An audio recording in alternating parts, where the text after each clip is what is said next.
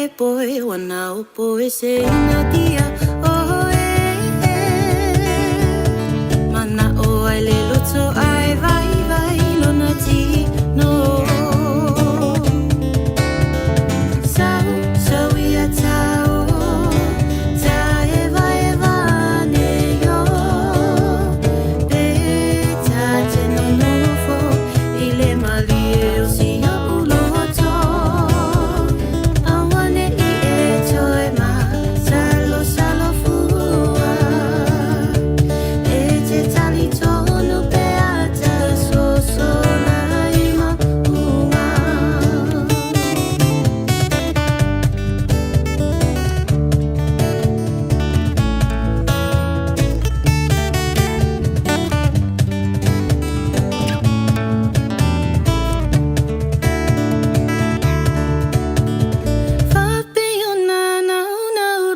Tia malesa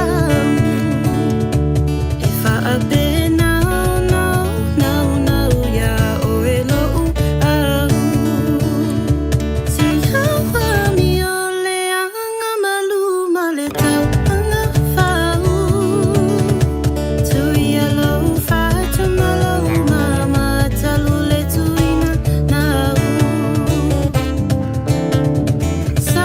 so ya tau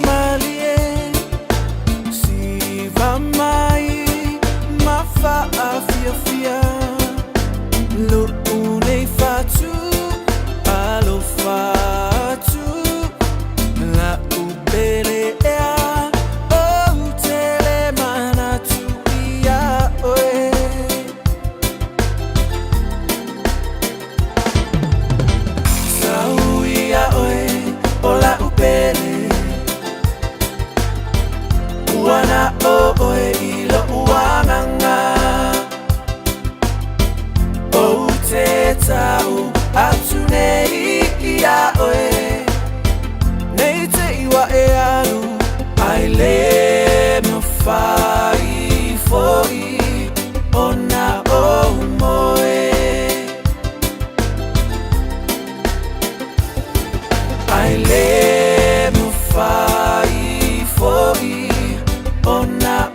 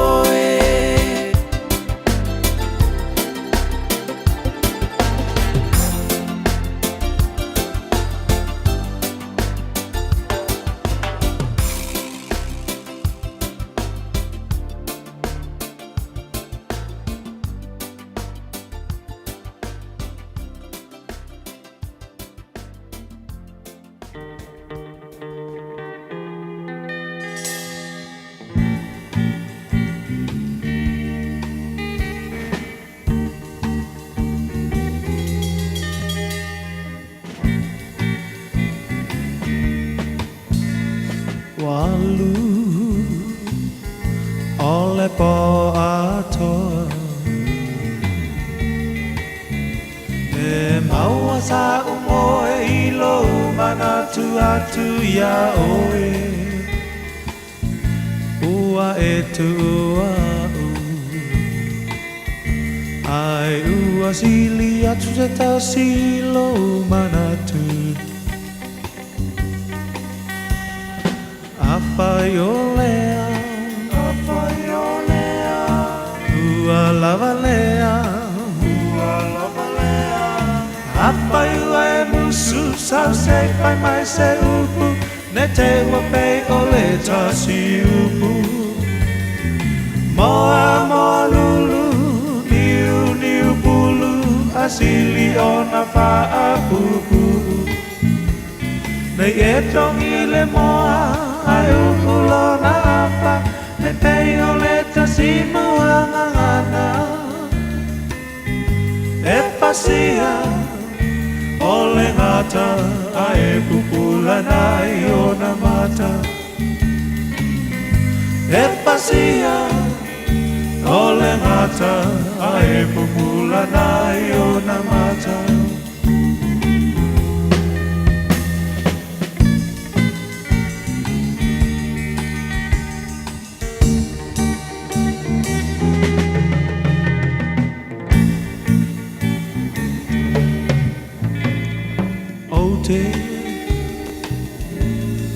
Mana tuaina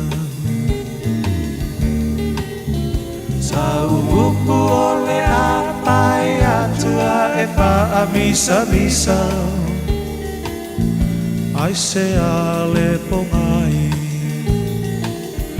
O amafu ai no fuli tua mai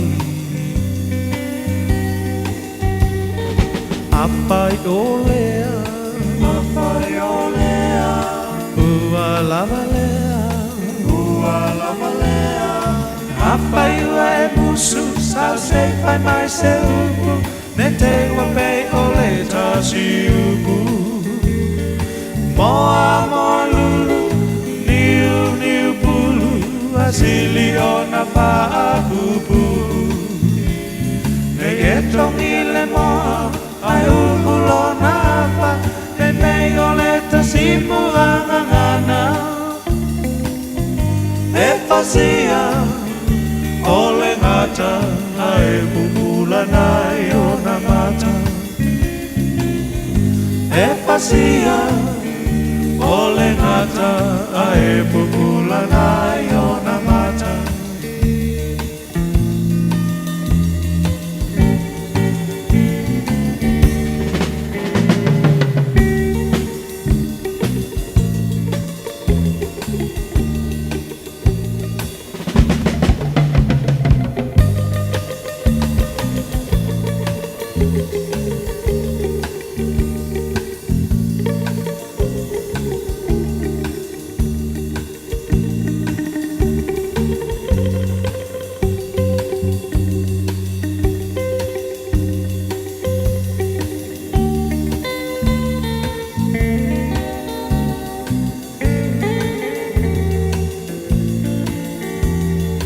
Afaiua e musu Sau se pai mai se upu Ne te wapei ole tasi upu Moa moa lulu Niu niu pulu Asili ona paa pupu Nei e tongi le moa Ai ukulo na apa Ne pei ole tasimu angangana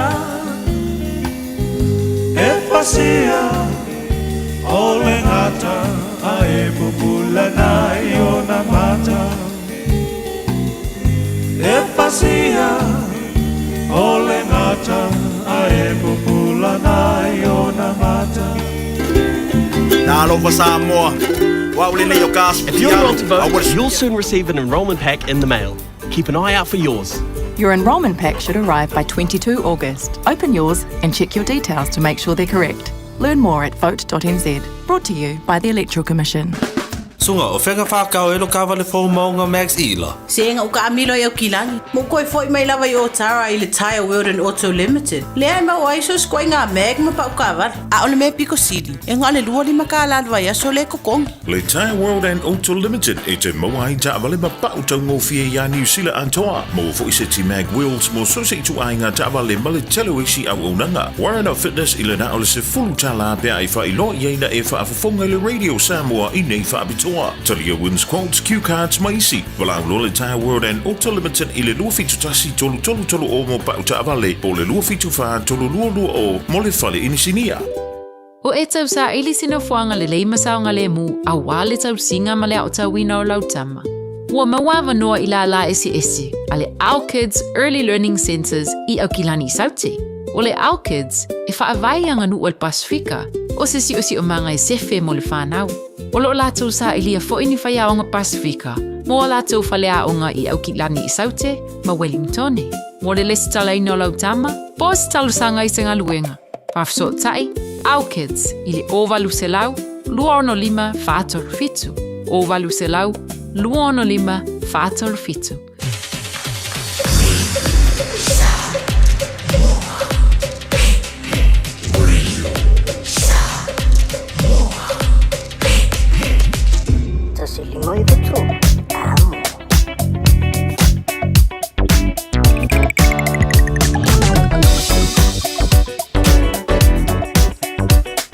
Tabi ran mai lua 10 minute ona ta le tulai fitu ia una muli o ta tala e pen pa ponga ne so venga dungo le wala lai tu la papa ia ole na si fin maro ta to e lo van tu la lon po tu ina fo le tau tu a Radio Samoa le muanga ia I mo to malawa pai ma ni pai lava slow traffic to I Victoria Park I lunga le ala la papa fo ia ti mo to malawa ia nga ia tu mo ria venga mai fo I tai I no shore au pani nga I lunga le ala la papa o le tulanga na o iai se venga Constellation Drive kwa poloka le sau nga mai lunga le hanga mai I lunga le la papa ia pe mari o si pe maro tato no se venga I pi chebe nga lunga I Birkdale sau I Birkenhead ia watu ai one wa rota nga lunga le la papa ia wa sani lava de manu le tuno ia ole na awal pape wa lava si pia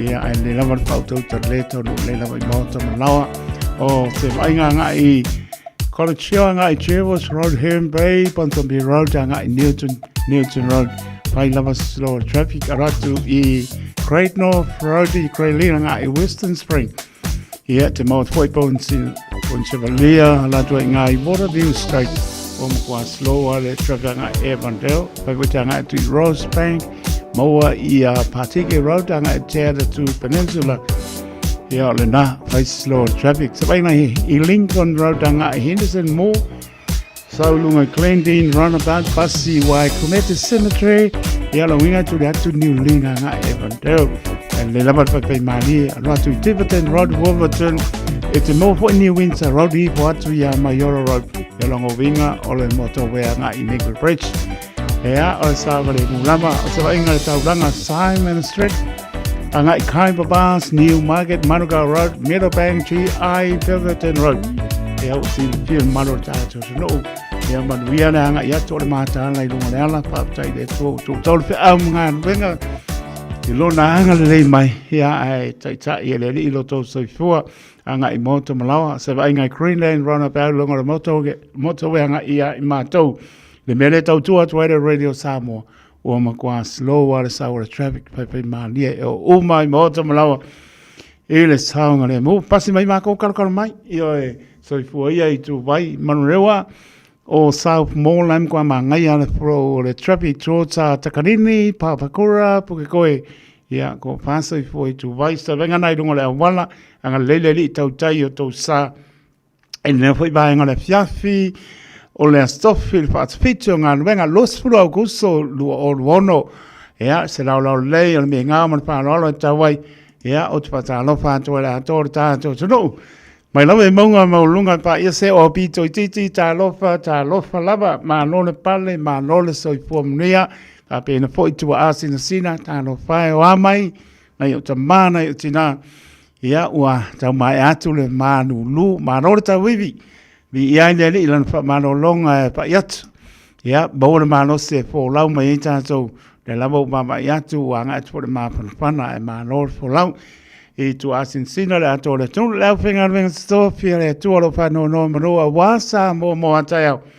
Ia o whorofa pātala pātu tā alofa lava pātala alofa ia tunu e malo le tātu tunu ia alo pape nā o na whaponga mai ia tunu e mau ia alofa atu mo o tau e tartonu lava e wala i no whanga ia tartonu ia o laung sia lava i tātou i leanga le leo le li ia ai pena fo en lang sia ta to i fa mlianga sa mai i le aso i lo na lofa malona ngale lei pa tala batu le nganga pa no e a fesa se motanga se i mota malawa malu le tru pa to li nga se tino a lofa te le atu angale lei le i lana fa mano longa pa yatu pa yane mo le manos ea ta to ja nga mo ye malona fin ngalo pa tala batu le nganga pa no tā lofa lava.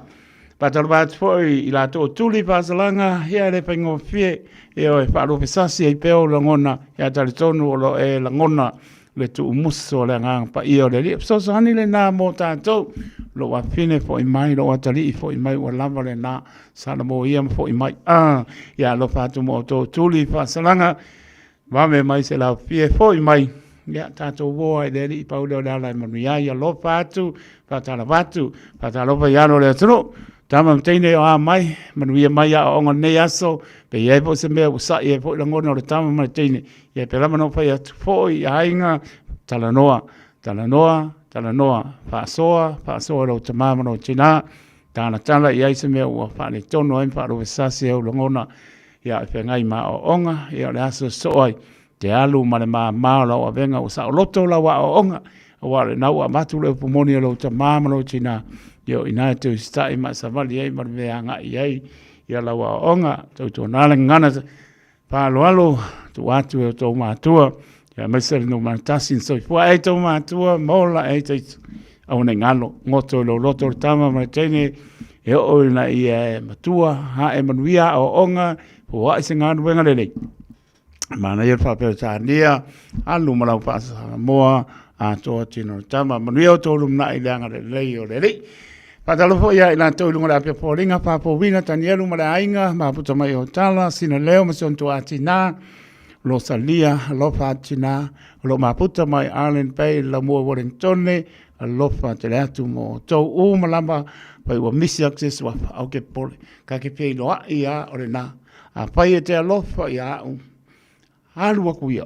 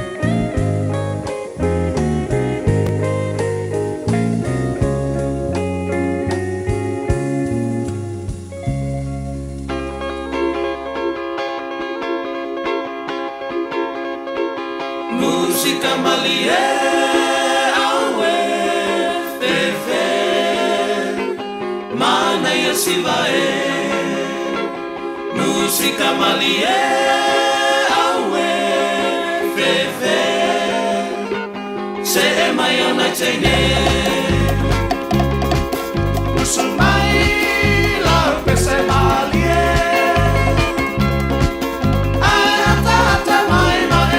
siva mai fata mati mau so le mai lua au ale pa o se so a imiti fala lolo awala e te ta fali la pera pe o se ta mai Mexico tata fiti mai si to e aina le lo ma tu a fo I uaita uale pa fai la le mali e o le musica mali e au e fefe mana ia siva e musica mali e au e fefe se mai ona tene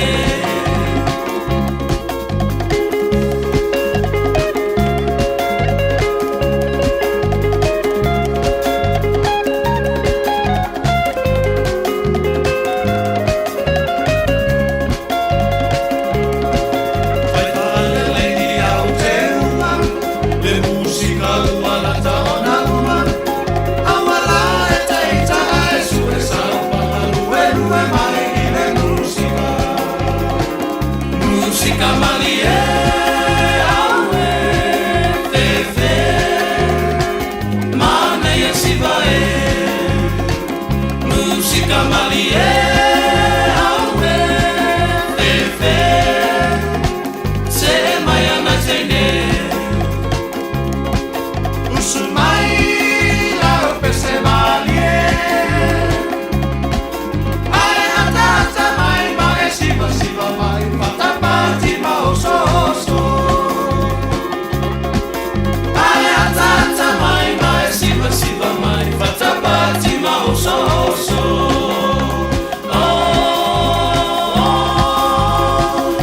musica mali e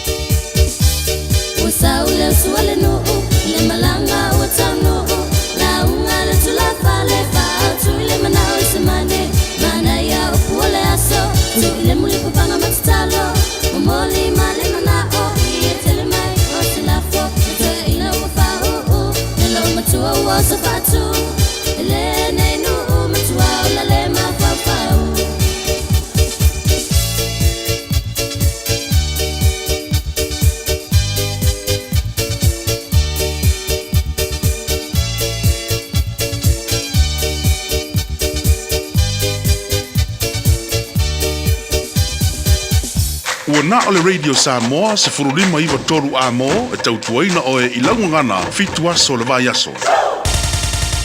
Usi mai alau whaafofonga o le whaapoponga fo ele nei o talafau mai Samoa. Awina sa mai mo oe e lau leiti o whalongolongo le Radio Samoa. Tasilima iwa tolu a mo.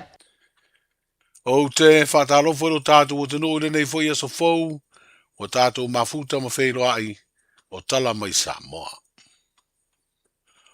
O le mawhai le whina unga le lo ia le sui whai pule o sa whatalua. E pēra tu ina atu ai se tālo sanga i le wha masinonga.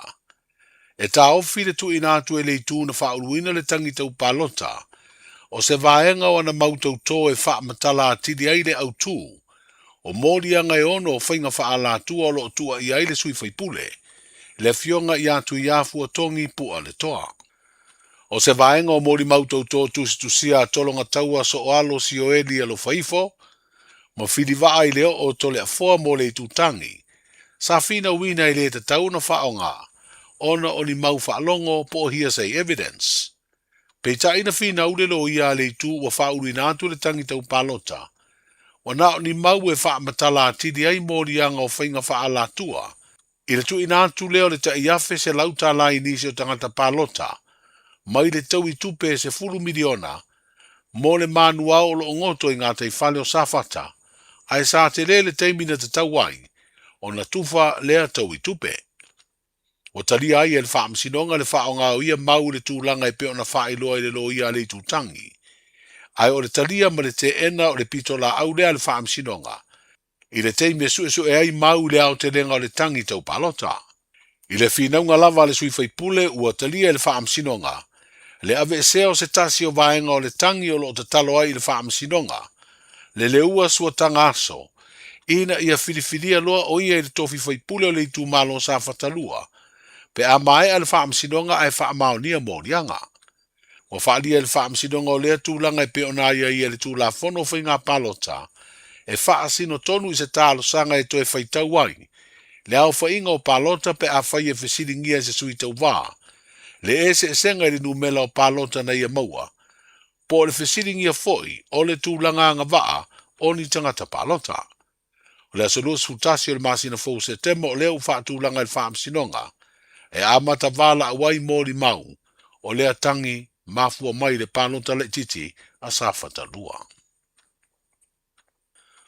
O le talia le talo sanga Paul Beres, na fina wina e selo ia na tūla i mo lea tamalakapi, ina ia wha pafala se wha asalanga e au noa ma le wha mao ni olo na morianga. O le umia leo se mea whaitino o se straw, e wha o ngā i fuala au wha saina. O wha mao ni ailo na morianga, ai wale tāla whea ngai se wha asalanga wha whale pui pui mo ia. Ma ua nofo vava ai ai mo le se furulua masina, ma au wai polo kalame reola toe fuataina. O le wha iunga le tamai te i wha amsino sini o le wha amsino ngā wha i tū malo. Le fionga i atalasa atoa saanga. Wa mamori atu aise fe au tāua i lea alo lau i loa lea tanu o le tālonga le kapi. I lona wha tāua o lona tūlanga o ia o se ave fua, po o se ampasa sa moe de lano langi le tālonga le kapi. Ai mai se o tūpulanga talavou, ia whai ma wha taita inga le lei mo isi tūpulanga o lea tanu. Ma ia alo sa mai le toia fia lea, ini soli tū la fono, ai mai se lava i fuala au wha saina.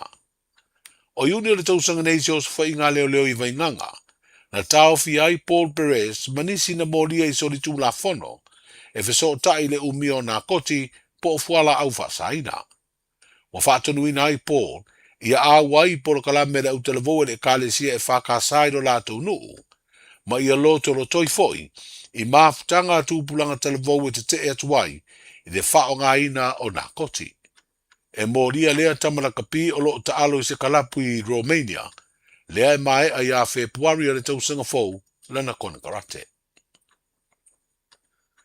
Wa whaeloa le pulenga o le tinei mū mga ruenga la vea i te mio whavilawe whapua sei, i le nei vā yaso le mai ai le manuia, o ngā ruenga na tape ma te tina aini mū o le tonga vau, ia fio anga o sama le ulu ma whale a lupo i savai. Ma wau ma iai se whautuanga malosi lo tātu o sanu, i le wha e tete i le whai o tāwhuna i mga ruenga o le tāina o whanua, mō whātoanga ai susunu ai ma le vau matua. O le asavalu au kuso na urua i lipo tia ile mua le tonga vao i samalai ulu. Aina to e tupu i le aso se fulu lima, le aso to na iwa mavae. O le mui fale a lupo sa ngā lulu eile vaenga o le tine i mui a sau. Ai sa a wina atu fo inisi o le au whai ngā luenga mai uponu, e fe soa soani iai. Wa whaero le ofisi o le vā ai tau le tūlanga malosi o mu ngā lai le teminei, ma le wha i titia o timu e maua, le ua wha mawina le wha awa upe o lea tūlanga mai le masina le nei, e o atu le masina a mata o le tausanga fau. O winga o le tau o wha ingo ino le elenino, o lo mafua ia tūlanga wālia li mai, ma o le whau tuanga fo i lea le ofisa vā ai tau i lo tātu o tanu o le a puti puti, ma teu le lei le suava i maua, pe a maua nai timu. E ui o le elenino na te au maia winga mātūtu o le tau e pe o na fiai Samoa, pe tai ua wha iloa le vā ai tau, e mawalunga ai ma le awa noa e ono a fiai lo tātu o tanu i se matangi e wha mātu ia, ma o le vā ai ma mau fo i lea mō le vā ai tau o ti munga ma wha, o le tausanga le nei lua oru ono, anga i atu i le lua oru fitu. A o tala noi na ia le pāle mene le nei vā yaso, le tū la fono toi te uteu o le whatupe tū tonu le Central Bank of Samoa. O le ua wha iloa le tamaita i minsta o tūpe i whelawhalafua inga i le salulu. O se tasi o wha moe moenga o le malo o mafua i te uteunga ua tu inatu, mo se fina ngalo le fono a ofa i tū la fono. O le mawhai ei lea le whatupe tū tonu, o na wha tūlanga tului o no ngā tupe, o lo whaia mai pisinisi no tupe laiti, ai le o whale tupe wha pisinisi po o commercial banks. Whalia le minsta le fionga muripola ana rosa ale mori o se tasi leo mafutianga o lo whenga i nei ma le atunuu, o lo o a ngai i ia pisinisi no tupe, o le maua lunga o le tului po le interest, e wha o popo i le toi tutongi ino se aita lafu. O nisi o ia au nanga o lo no ai i la tau o lo tau mawhai, e ati na e pisinisi la iti, e mawai se leni e fesoa swani o la tau ainga, e pe o wha lapa tu putonga ati na, i te tonu o nuu mafio anga. E leo mawhai e le whale tupe tu tonu ia ia inga o na tu la fono o lo ia i le teiminei, o na wha tonu ma wha tu langa tului, o no ngā tupe le tunu, ma ia pisinisi no tupe. O le ua wha iloi wha maunga la tamaia le ofisa nu mela wha maumawina le malo. Le wha au peo na wha iti tia o aita lafu o le malo Samoa. O le wha iunga o le masino i uni o le tausanga ne ina wha iwina ai le isi kuata wha le tausanga.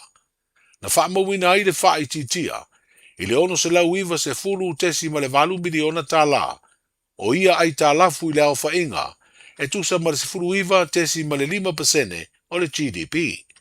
O lona winga, e valu tesi ma le 5 miliona le wha iti tinga o ia aita lafu tutongi le malo, e pera sa wha mawina le wha iunga o le masino i uni dua o ono, le ana mai ai le tausanga wha le tupe tanuai. O se wha iti tinga ua manino ai le maua lalo ai tā lafu le atunuu, wha tusa i le au wha inga sa iai le wha iunga o le masino mati o le tausanga lava le nei. I wha maunga lava le ofisa nu me le wha maumawina, ua wha ilo ai ono se lau fast food tasi miliona tā la, ai tā lafu o lo tongi inisi o wha le tupe, ma wha lapu tupatonga tau tupe i whafo. Ai fast food wiva tesi ma le valu miliona le ai tā lafu o le malo, o lo ia i nei wha lapu tupatonga o mawaenga tausia Samoa le UTOS. O kuata e wha le tausanga ua tuanai, na wha mawina ai le ofisa o nu me le wha maumawina, le alu pea i lalo le au wha ingo ai tā lafu o le malo, mai le o to iai nisi no ngā tupe.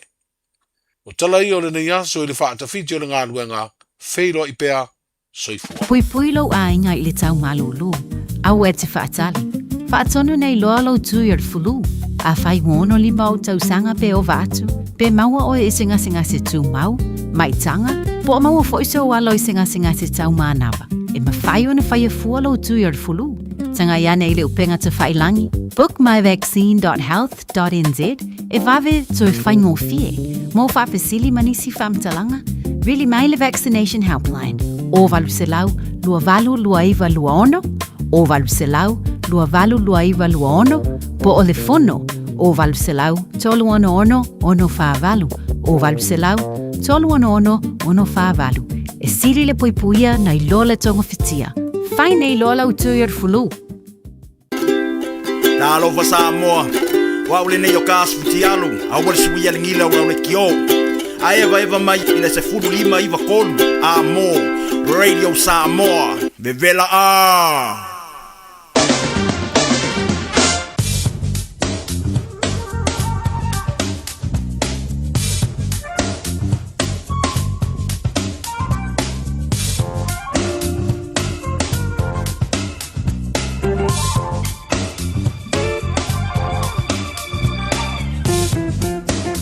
Papa ponga le malo le atudo le winat muli o tātou tala e pēn pa ponga iai le sor tau mai atanga vai tipi atanga vai anga le muli atu lo tau soi for tātou ola le so ata ao to pa ponga tala mai si o tātou tuno o Samoa lo tu mal bela pa mawina o kilani stu lima maulungo lo iai mo lo manu le poi atu lo na maulalo i le fitu o le sabeli ang mai sau te sipolo awa suru la ne po yaso ya la mole awa nisi ba ang ya kilani o le bainga mo ata ya o le asparoile pe mai awa pa ulai ti munga spuru ono le bela pa mawina mo ata ya mo no manu lo po valu lona mo lalo o winga pana tau ele mai ilasto na I mala sa pa uti munga awa po spuru ono le bela pa mawina le aso to na I Spul fitu le vela pa mo le sa le malu I le asto na spulu lona maulano le manu lu le sa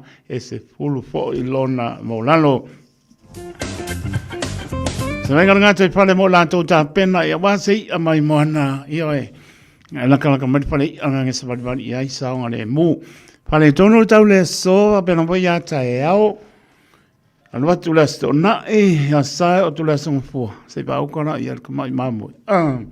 Pale tonu tau ia ai fai ia le lau filinga lo pataria na mai tsoi fu mo lai taito ia le sanga le mu ar sa pale sa pale a marku ia o seki me ai le mo le morsami pale tonu ana tau ile so e o ile aso sa po tuanga le water safety ni sila maritime ni sila tanga lu venga ACC ole taisua ia kilani ma na so le tai le losu 5 minute te alsul luar va bene lato e suole o tai le 5 minute le tassi ile au le so taisua o neanga 5 minute te ai le tolu ile va bene lanso o tai o neanga taisua le tai ile 5 minute le fa ne piapio le so los por minute le tolu va bene lanso o tai manukau ona taisua le tai ile spuru minute te ale tolu ile audio le so male taisua I morovai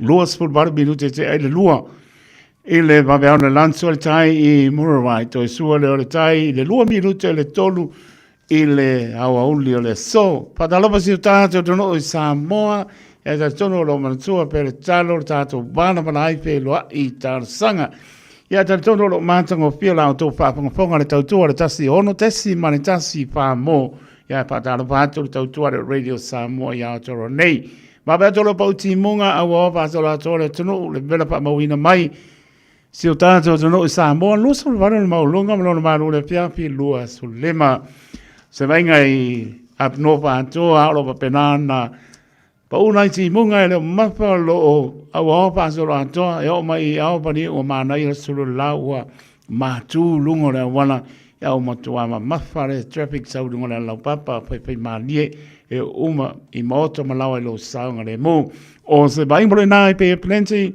kin country kispor max pe la mo tone sulu la le ma lo si pa una ti munga a wa pa so la to o se va invole na wa rubber pumps and north navia mais in taulanga manisi mai on tu tua oi kalai sete mona no tu tua oi wa ma nei ale ma nu oi ma to se pa I ale pito lalo I South Island on ko ma ngai o mo ma nu mo ki mo ya le wa batua solo to ta to ile tau ma pana EMB ai le so venga na tala tau mar tala tai venga si tato tu no Samoa mana tu la tala munisi vai ngonu tu tua oi ia wala ma por kala me fa nga solo ina ua tu la mer tato tai mi spurono mara minuto tele tu la fitu le tau tu ale Radio Samoa su lima Iva tolu a mos mai la pa ponga por kala me ole ala nga au pu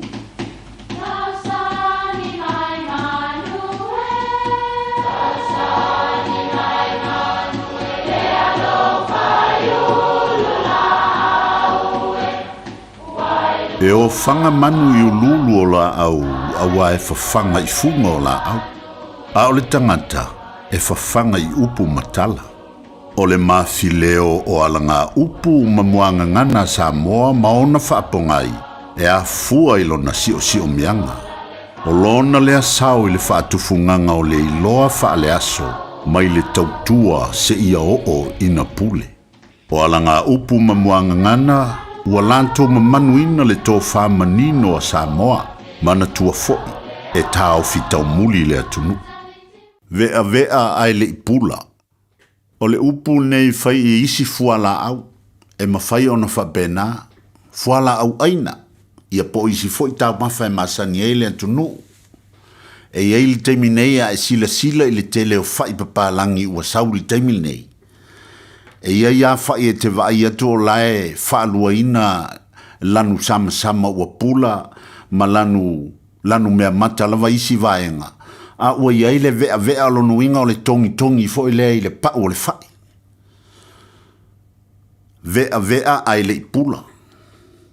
O lona winga e whaatatau I tangata fo I ia la whai atu sina tala whaataitai. E iei se tasi nuu sa whai se ngaluenga le nuu ngaluenga whai tasi ale nuu. Ia, mana tua fo iso se fio anga la vai whaamoe I le malosi o le nuu. E tu leia le ngaluenga. O toi ina matutua. Ia, na leo atu la vai whaamao popo, na o sina vele la titi lava. Ia, na wane lea sa whai matapua. Ua mapuane na itama matutua ai maitawina la vel committee a mapule au matutua o sa fai ai fo I male au laiti to ya matale ngaluenga e mapuane le au matutua wa mapuane fo I male au laiti no vala au atu le committee sole o le ale me to te fata ta I fu I tangata matutua to te le lo to ina I o matutua o to e wha moi e le ngaluenga le tatonu. O le fi wha ki ngaki le ngaluenga wala. Wha mai le tali a le sila I titi le nasa I. Ma kou ke I lo fo e ma kou le la va. Wha pelo le upu o le tanta le tai komiti. O I se ka lo fa se. E u tau nuu I ante u tau le muanga ngana le atu nuu. Wa ke I awa kou vea kou ke le pula. E oe. A wa o le wha I mo se wha tai inga. E mua pula ona whatoa vea ai lea. E o fo I le mango, po le nonu, po alawa la au fuala au aina e masani ai le antunu. O le natura I o mea, e mua ona pula, ona whasolo tuailea I le vea. Ia a o le whale tonu lea wa I le tupulanga lea. E vea ngai ko I inga. Le ala leo le vai, wa matutua. Ai vave inga vai a kuai malako. Lala nana wala au atua I ka alofa se ia au tō. Ia ngā ua kou vea kou kele I pula. Ia manuia lau whaasausau Samoa.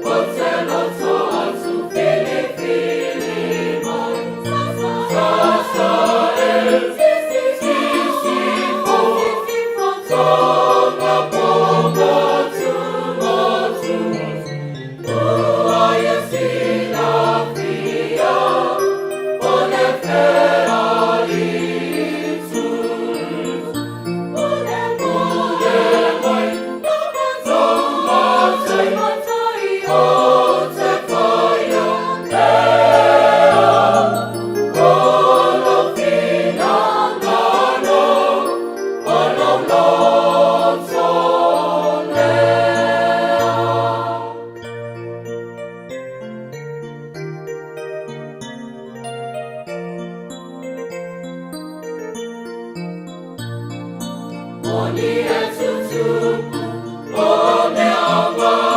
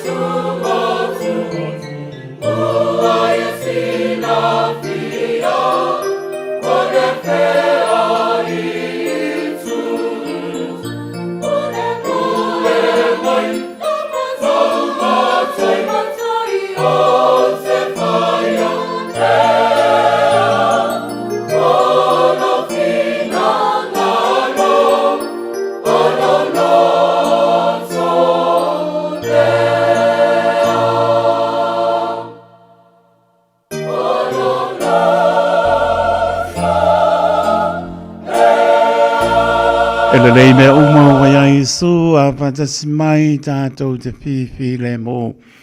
Se po mani ole kanesia pa botonga ke siana Amerika Samoa ma le fianga o whanga i tua Amerika Samoa tato bebe impa manu pa tai ai pēr le atua e le au noa i lona alofa ma lona galilei tau si mai i lo tō soifua ma lo tato wola. Pea lava sa tano noa i maro le atunu o i le urufafo ma le urufale mai se lava ta po inga le atore atunu o i tuasin sina lau pengar benga Sofi i maoto malawa o lava na ialon whanau tari tonu aori tia me oma e le matanga o fia o tato tua po i lava bi inga i a te ia matu mau e whamau. Lua sunu lima minute o te ele tu lai fitu na minute tala tato laina waso i fuor malo tato tunu o tolu fitu tasi lima i vatoro no meraunding alo tato i meli on the air at radiosamoa.co.nz Facebook page manunga le YouTube channel pa manoa pe mani mailo sa ya mai apoi pesem kako ta penal program spesi pe wala sima ko me ano ya ta tono lo malo li lo ta po inga Samoa li lo pa songa nei po la to lunga le ala or pa nga ina telefoni e matautia e makua makaukia me tutupu mai ai onga ni pa na na tu lalo le Radio Samoa na to fam ma pa to le ai mata ala i lunga le ala le lon me tu poi au ne pa moi me ya Solomon au te pa lango i lo laba ta mai wa alu wa ma pe pa lo au ke na ke anga ia ya maduia nga tu moto malawa au pa nga ina telefoni ta wa le mole pasia moli tu li lo sao ya le lo kama pa nge kanga o mai kama ngar kama ka umra ngale te lo tangata le o mata i tu ina ia fa ilo lungo le wala le si lungo le tu la fono ya malanga nga pa lo ya manuia lo pa songa sa mo pa talbati ya miu fa mosa pa tai ya mana inga lo maputa mai e manukau ma lo la pa tai ya si oso ya Nicola ulu ya la yadu sa valinga i lunga le one true hill darling harbor sorry lai pong sa singi ala halu wala sa valinga si oso ya lo batu Nicola ulu pa tua mano palo sini Australia ma lo maputa mai ya pe po si na ya sina leo ya masion to atina alo salia lo maputa mai lava ya Island Bay ele la mo Wellingtone ya la to umala maputa mai ya lo fa tele atu na minute tala tato laina aso ifua na malu tato tunu ya bala mai famnia lo wasa soifua kamo ainga la kai jo waine e po kamo makakangi mara tua pea Samoa.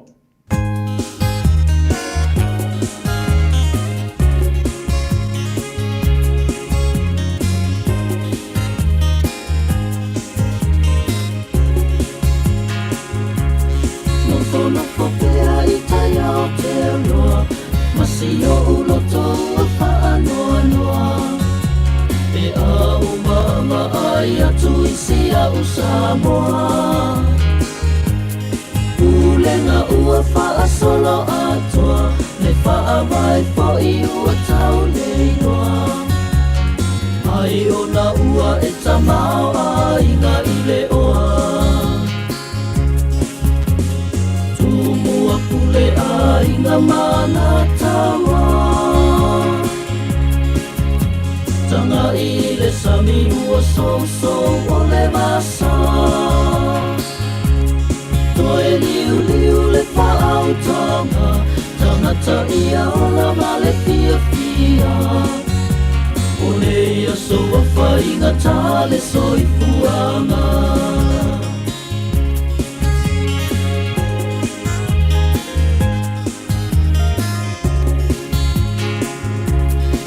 Anoa lo tama fau I nei mau tala ua sala lau E ua tatoe o ia sa paa pau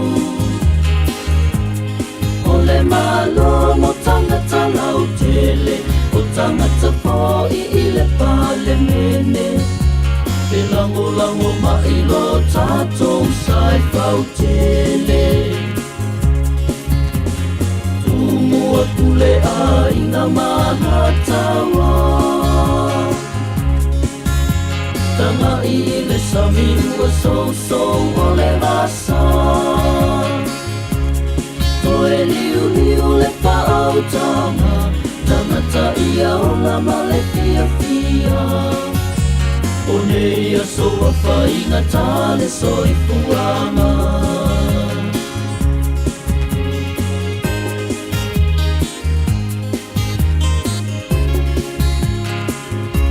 Matanga lupa I ua mongatu, ua tau lea I po I se mamanu. Paatasina I le ana toso paalau fala. Taita I e o le tamanu, alamato e sasa ale papao. Se manu I o Samoa moa tae ao. Tumua kule aina manatawa. Tanga I le sabiu so o le vasa. Toe liu le whaautanga, tangata ia o la male fia fia. O nei a soa whainga tale soi puanga. O nei a soa whainga tale soi puanga.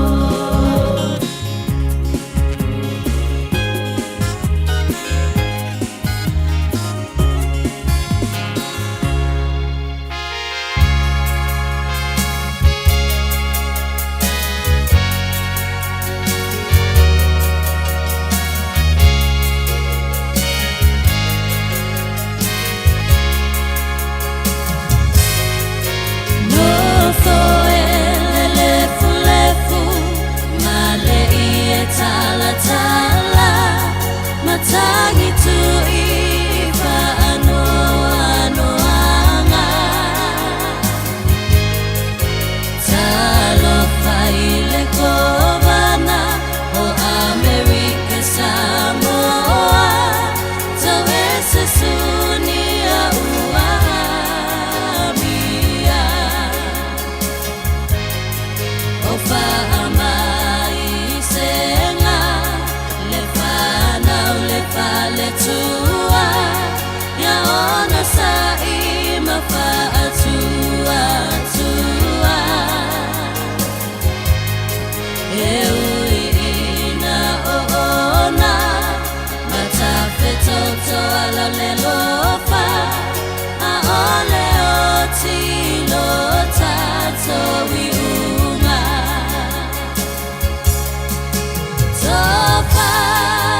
topa la urosa walia ina nelenga luefanua la ulupesa olotu osola le aise upu talofa ewa mapui fale matu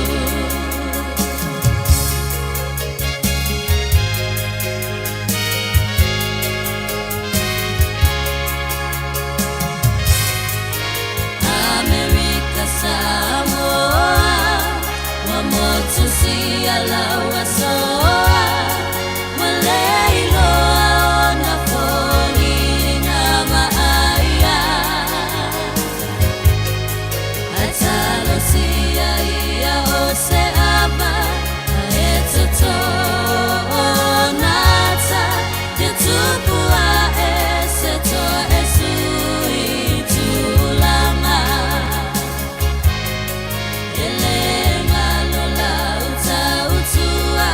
Ia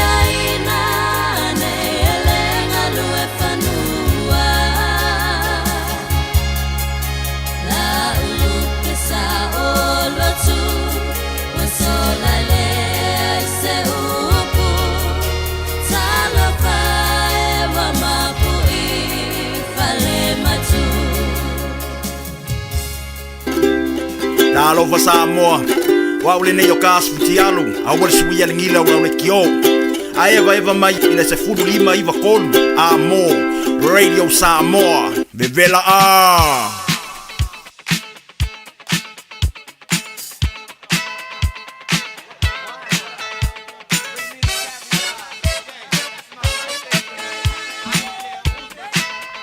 No mnota so laina I meli apia folinga e malunga le YouTube channel balau mai e ta pen pole se pese ya wa so pol malor ta to no mananga pa lo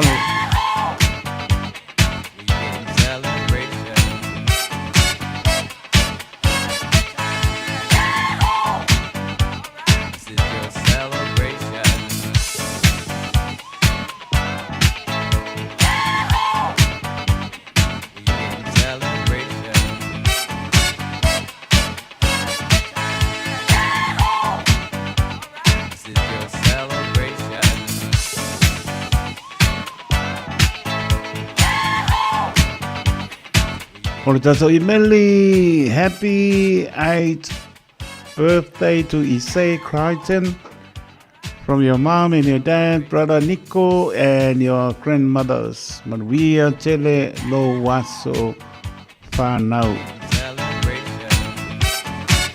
Young lads Whanau, Tlenga Yatapunu, Utersia, Simiti Nilsa, Ea, mano lama e folau, ea, mana I o ainga I Amerika Samoa, pape foi o atunu o e mamau, Ausania, e o ainga I New Zealand nei, ea, tu maupea, e le leim, to anga ngā rue mō ngā wenga le tō ngā rue ai, ea, manuia tele lo wasu fua, taringa tapuru uterisia simiti, Nilsa, o alo paangana mai show, tua ata masunga le yawa o ya le waa simiti ni o le sa ea te infoi o uso mana i o tua ngane ia masiau whanau mnia lo waso I fua te pro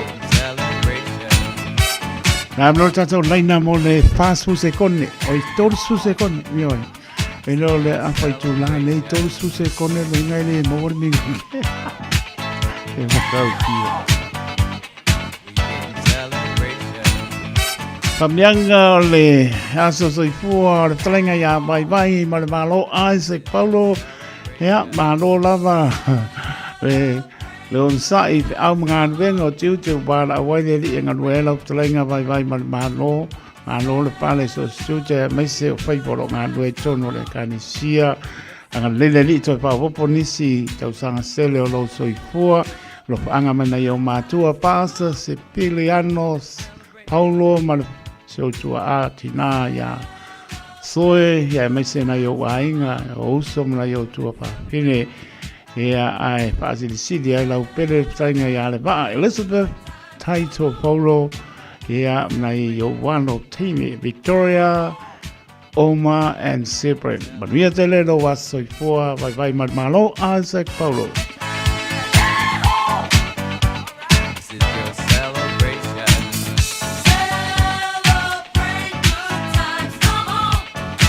Sia le lo pesse lo mrako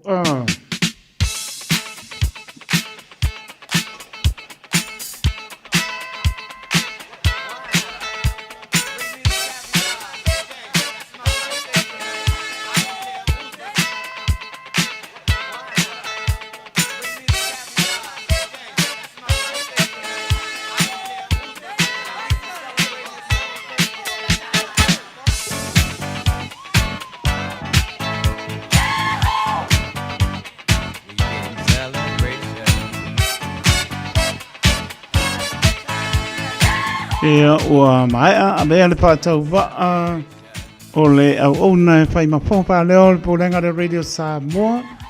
Ia, mātou te whaamri ato a sau pōre maro le tātou tulo I ta mātina.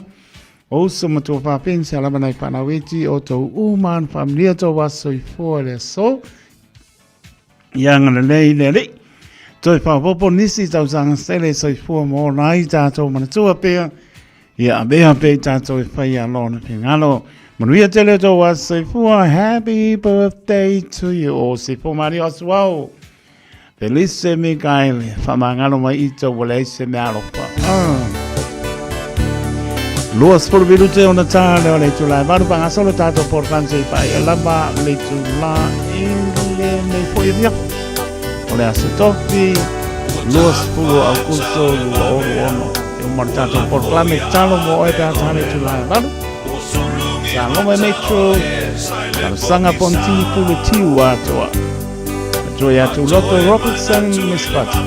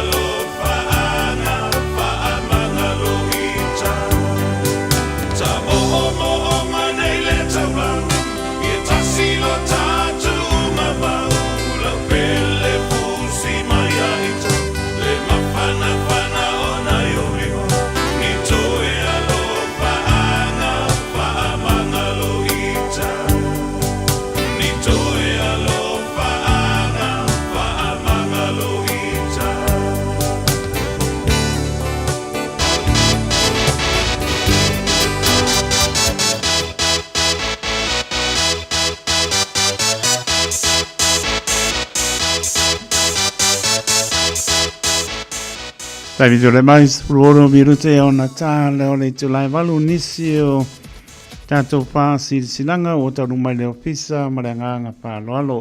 Smei lau pā ponga Samoa. Awa ne ngalo sau lo minga o le tusi o le so ngā patisiai ma le lo minga o le vao pilipili ma wai pā lupenga o Samoa sipo tutuila manua o nisi o taletu o Samoa o ala ngā upu o le matapai o yal matai paingo whāna malawe e pei o whai poiponga maliu. O leo siusinga o a inga, psilipa inga o paolo, si i whālualo, whālangingo e kāne sia, ea male tele o le ngana o whālo longa. Mana tua na uto e fōi li fis, futa lani tau o tātou tusi mana ngang whālualo. Naro fisa lava le Radio Samoa, tōru ono pā tōnu hope o Avenue i Manukau City, Monisi Whamtalanga, tala noe lau whonga fia le mata o fisa le o iwa luono loa slima iwa toro i numera, o iwa luono loa slima iwa toro i numera, pētanga i ane le sharp radio samoa.co.nz pa isa oka, maua le lei, a koinga o aku, koe wala au mai manangang whāwalo.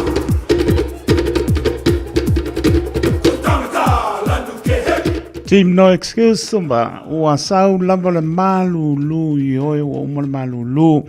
Ia ti lelo ma lili pe anofo lo fale su mai ia song fo o malava pa le tato pa malastino. Le Team No Excuse ma wale fa afu o le anta ia male ma lo chino. Sawa, wa song fo is Tamaki Hall, Community Hall, lua pa is Tamaki Road i o Tara. A Poleono le fiafi fa pere a Sophie ile te poke ho o Tara ile a Poleono. Ile aise tongi o nei fa malastino ai lele fio mai tala mai au tātou ma puta kau mapa palengi. Ai leo le fitu aso, leo le fitu wole ngā pusa KFC. Ole nā. Maptanga sa punawa i au kina nei. O te mai ofalopan pa tala pātu i le pa ia maulunga ma le mamalu tau wee e le tātou no le sunga le pāta mao le tātou maptanga. Sunga le to ina ia yo se pātu pātea ma le paritua te mali pai la unga sa wao mata mai tai o alo mpanau ai tai nane o ni tātou paolo maringapa tātou te manu ai ma lona sai fu manuia ma le langi matafi whāptai le alofa tūtu lo le atua i lo tau sai fu so mātou wola wa ala whai fia mai lona noo i le nei tai au fou tā lofa lava. Ai le awa tele ma le whaaloalo e whaasisi la tuai le pa i o le tātou mātanga sa punawa i au kila nei o le apatonu ina le asolosolo iwa o kusa le nofuanga e pei on silafia pi IPC o neanga. I le tula apa le se fulu le tai au tālo sa ngātu fo e ma le nganga maulalo. E ma la umia lo tātou awa i uma o na ua vae se o ngā fo i tātou te le i ma puta. E ma lo i aini mata opu e mo mia iso o tō whingalo. Ia, malo o lo le awa i mai, ia, o le ale abea lea maala e tō i tōlo pō ina ai le wha moe, wha mole wha mana tō te fōi lau la whonga. Ia, masina tai a waso o tō whonga tau mawha mo le aso, ta tālo pēa i le atua, tai manui atu i ai lo o tō soifua. Ia, so mātou wola tā tō whē lo i ai lo nā lofa, maluna ngale lei. Ia, malo whāro lava, sai nere nei pāsi, silanga e le fionga, tai whono, sui tai whono, mane lau a whono le tātou mātanga. Ai le whoilo wala au mai le olua lua, lima lua tasi, valu iwa, tolu valu. E si le fia atili, olua lua, lima lua tasi, valu iwa, tolu valu, male nganga, whaaloalo. O le atau toi le fiso mo na lau, mātou te le toi whaaro ina le apaloloa, i o pa ia whaala nunga tā Samoa. E leia se wawe po se poto nā te whao popo pe to ese se iota o pa ia lava mai le wau e o i le whaaba mau. A le asu i tonu ia le mātou le neuma veri tonu le fia maina i le aunga ma le whaapongai o le nei pāsi silanga tā ua. I le awa ma le whaanoalo e tatano atu ai. Barwa si ai a o le la au i suli ma peoi o le suafa se umanu o le fitutasi o lona fōiala i panga le mesa sa pulu sa le longa. Wei aise la ngona o au nei se umanu ana, se umanu sa ni nua o le toe tangata matua o si o tātou ainga. Tāro sanga ina lo o tau mamanu, tātou fiaino ai sa le longa i le lawa o ni neba se umanu au noa i la saspurono se tema lua ono se o tātou soa lau pule ma whaasoa ni o tō whingano i ni tā upu o ngonga wa tū lai mai te tonu se o tātou ainga e winga i le nofo sa whaatino le suapa se umanu i le masina o iulai lua ono e tantonu sori tū la fono lona whaatinoina mo le tusa mai unga tusia o le tū la fono ma le whaamasinonga ma manu o Samoa tantonu o le ata i atu iai e le atua lo tō soifua i le aso tātou whelo iai whaia le nei wha silanga ma le whāro alo tele sainia e se manu ana se manu sa nei nua i a masuli o le ainga poto manga ia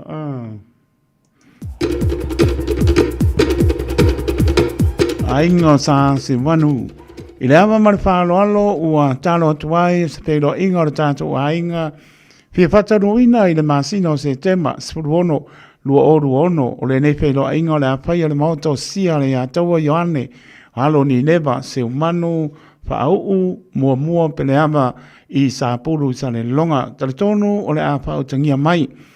Le nei wha sa le launga moro tātou whaatasi umai, i le nei aso e pe ona whaino atu, so i fua mai Emanuia, lo sa inia le nei wha sirisiranga le sa o le ainga, sa se umanu ana teni sui uma ua lango ina le nei pa sirisiranga se umanu witi fono ia ta faonga ti asione sia le ataua Ioane metole apo Iosefo pa taite le lava le lo po mo pe se umi pa sirisiranga o pe ya o le whasisilanga le whioanga o Sapari.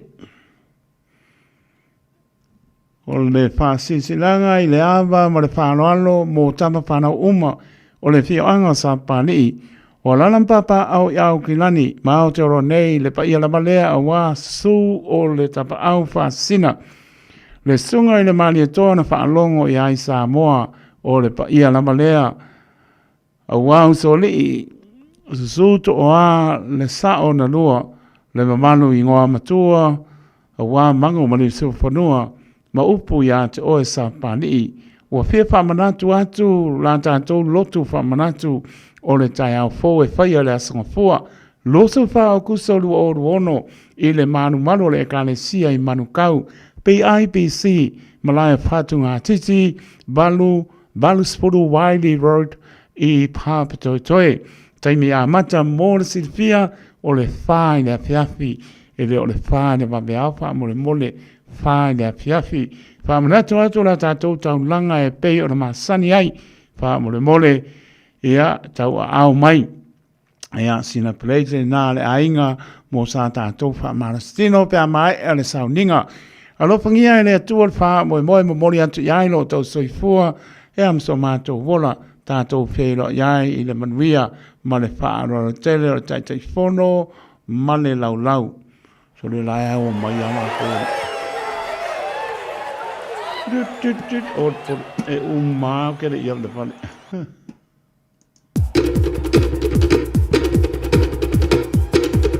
O le whasisilanga mo alo tampānau o sāle au mua e au kilani ni sila.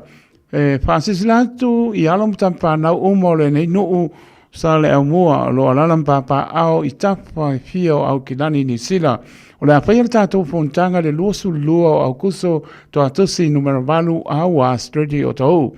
O tau Rugby Football Club le tu la espululua anga ele tolu le fiafi. Wha marumlama i vaenga o e pei o na iai le tātou fontanga mulimuli. I le masina o melu o ono talitonu, i le alofa whaasoa o le atua, tai te atu iai lo tau soifua mso mātou ne iola, i le aso o tā o e lunga. Wha mole mana tua mai, sau tai, e au as tātou wha malastino, pe a mai ar tātou fontanga, monisi pamtalanga whaapso tai, le sunga le whailau tuse le numera, oru o whātas toru tasi fitu tasi, o le orua o whātas toru tasi fitu tasi, Ea, so I fua mai e manuia tai tai fono, male lau lau alom tam whanau, le fi o anga o sa leo mua i au ki nani New Zealand. La e o mai ala ko. Kiki au.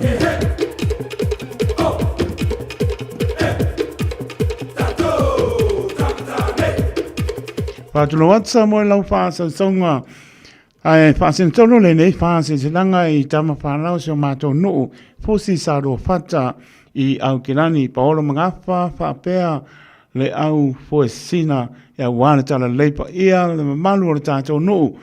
Ta oto atu i lau whautanga le matua whine talanga o lea ua tau nuu mai le tusi mai le tātou e kāne sia e pākā sā fusi sa ulua whata i anoa maa e whaapea le au ona le atua ua mana mi ai lau so sane le whaamai eina o le tau o ngā nuenga sa pia ngai ai ma le tātou e kāne sia a pio mai, so mai tātou whelo ai a waso pina ngano ea ma le nganga whaarolo le tu la sutasi tai ao o le asto na i loso lua au kuso le tolu fitulua Massey Road i Mangele East Community Centre tua tonu o le library ngau sirfia. Ta ua lo finangalo wha mole mole, wha so taile numera olu atasi, olu wha o fitu tolu. O le olu atasi, olu wha o fitu tolu. Bonisi wha mtalanga, wha apetai, wha apetai te le lava. Te kasi alfa sisanga, lewa sa mai nai partua, tato proklame, ta talo mo oi, ole le kai a fasi silang. Koe fia. Koe 5 minute e umai ne ia luka programe ngā talo moe. Ole maftanga tanu ngā manono. Ole anta oto ia whamaene o tailo loto pa ia mo mamaru sa moa. I le amata mai i le tahi sama o le tui manoa. Se ia pa ia le si upapa ia angalenga na tau wilo ai maa lo tulou. Ai maise o le whangaronga Sofia le atua. Lo whanau no manu ia uase manuia o sa moa tai ao. Pāpita o ngāwha le nei pāsi silanga i ta mali imwhai launga si o mātou nuu tanu ngā manono pa ia awale fio alo sina. A fio le whai whale o le ainga salu maalasi, a fio le matua o mauso li, galana tai ia a toa ma le whai poru. E ale mamalu le whale toru ma le vai ngalepa e a maopo i atu i sa mau. Pāla au atu i le awa ma le whalo alo i lo tātou fio anga tanu ngā manono ia la to uma o lo alalam papa au i au kila nei New Zealand papea o le awhaia pontanga o le tātou nuu i le aso na nei le aso rosu lua o kuso lima i le awhiawhi tala no i nai sem tā upu excuse me ta ua mai le tātou nuu ea mare kāne sia i Samoa no whangai pa iai mōr silfia lua waru Richardson Road i New Windsor i Aukilangi longo ingo i Evandale bala au atua i fo i le malose o le tātou nuu ea matu pulanga tala vou e ina ia tala au mai mo nisi whamtalanga e lelo tala noa le orua o whātasilua fitu iwa lua malwha. Orua o whātasi lua fitu iwa lua malwha. Lo whangia le atua pore titele tai atu lo tau soifua e amso mātou wola i le aso a tapaina whāwhetai sainia. E silinga tusa whani niwa ropati matupuola si osi krei manangang whanoano. Tā lofa Samoa o le Quebec Community Lounge o le a whatanuina le aso losu toru au kuso le a sa nei i Riversdale Reserve i Evandale sulua apol sulua ngari tolu e mawai le tau maftanga bebela ia male bai malulu whapea po isau food parcel maua fuala au aina ia lava second hands ia maisi awane MCL le nei pam nianga mo fua to atusi Riversdale Reserve Evandale apol suluanga le tolu ila solusu tolu au kuso le asa nei ia malenganga whalalo ai umaloa malo whaaftai whaafongfonga mai le spai vai asa masamama mahu Samoa hamangalo le au ona te awhai ua le atoa ia le whaatinoina ia o tātou whaasisinanga ia lelo tala noa ana whonga pia le tātou ofisa ile o iwa luono loa sima iwa toro numela ia atoa i tino le tama ma le pūlenga le Radio Samoa maro mātou whātau waa mo le atu le nganga o whamaloma whaapatai tele langolango mai, whaamria le atua, tasil minute o na tāla leo le tu la e manu, tātou sere proklame talo mo oe. A mai au ti ngā tau a veinda ni nei po, ai alu e fifi le mure le lo fale ua manuru.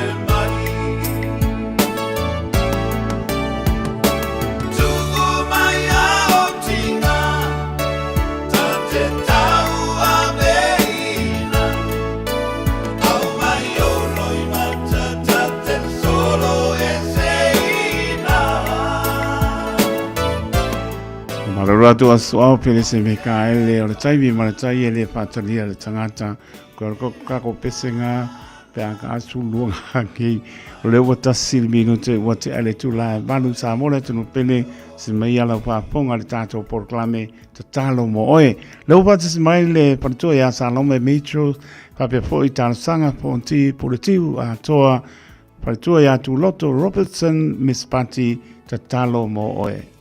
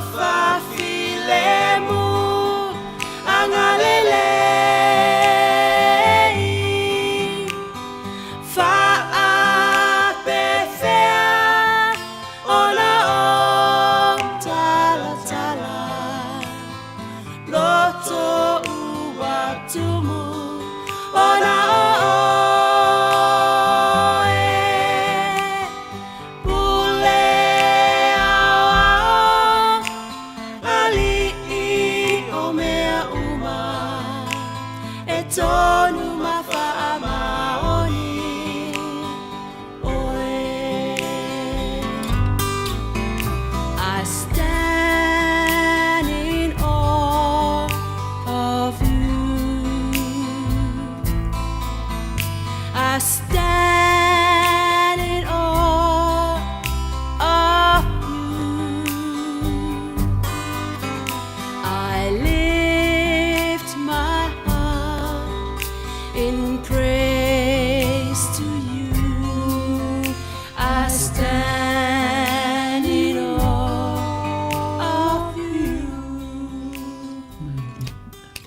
Patalo fatu sa mo ilo fa funga anga le ne fiafi. Pa malo le soifua maua ma le langi mama. Patalo fa pitu atu yo tatu ta mama tina ma tua. Lo alala mai ainga I maota ngase ia fa pia fo I maota o lo ala lo no foai. Patalo fatu ta I umo e kalesia mamalu ma le pa ia o le tatu watunu ile ne fiafi. Samoa ia e maisi atunu mama foi. Yo salo me mitio moile nei. Talofa, o tarsanga se yuli politi watoa. O tuloto Robertson misi pati. Ma se fa opoponga o la mate upolo kalame.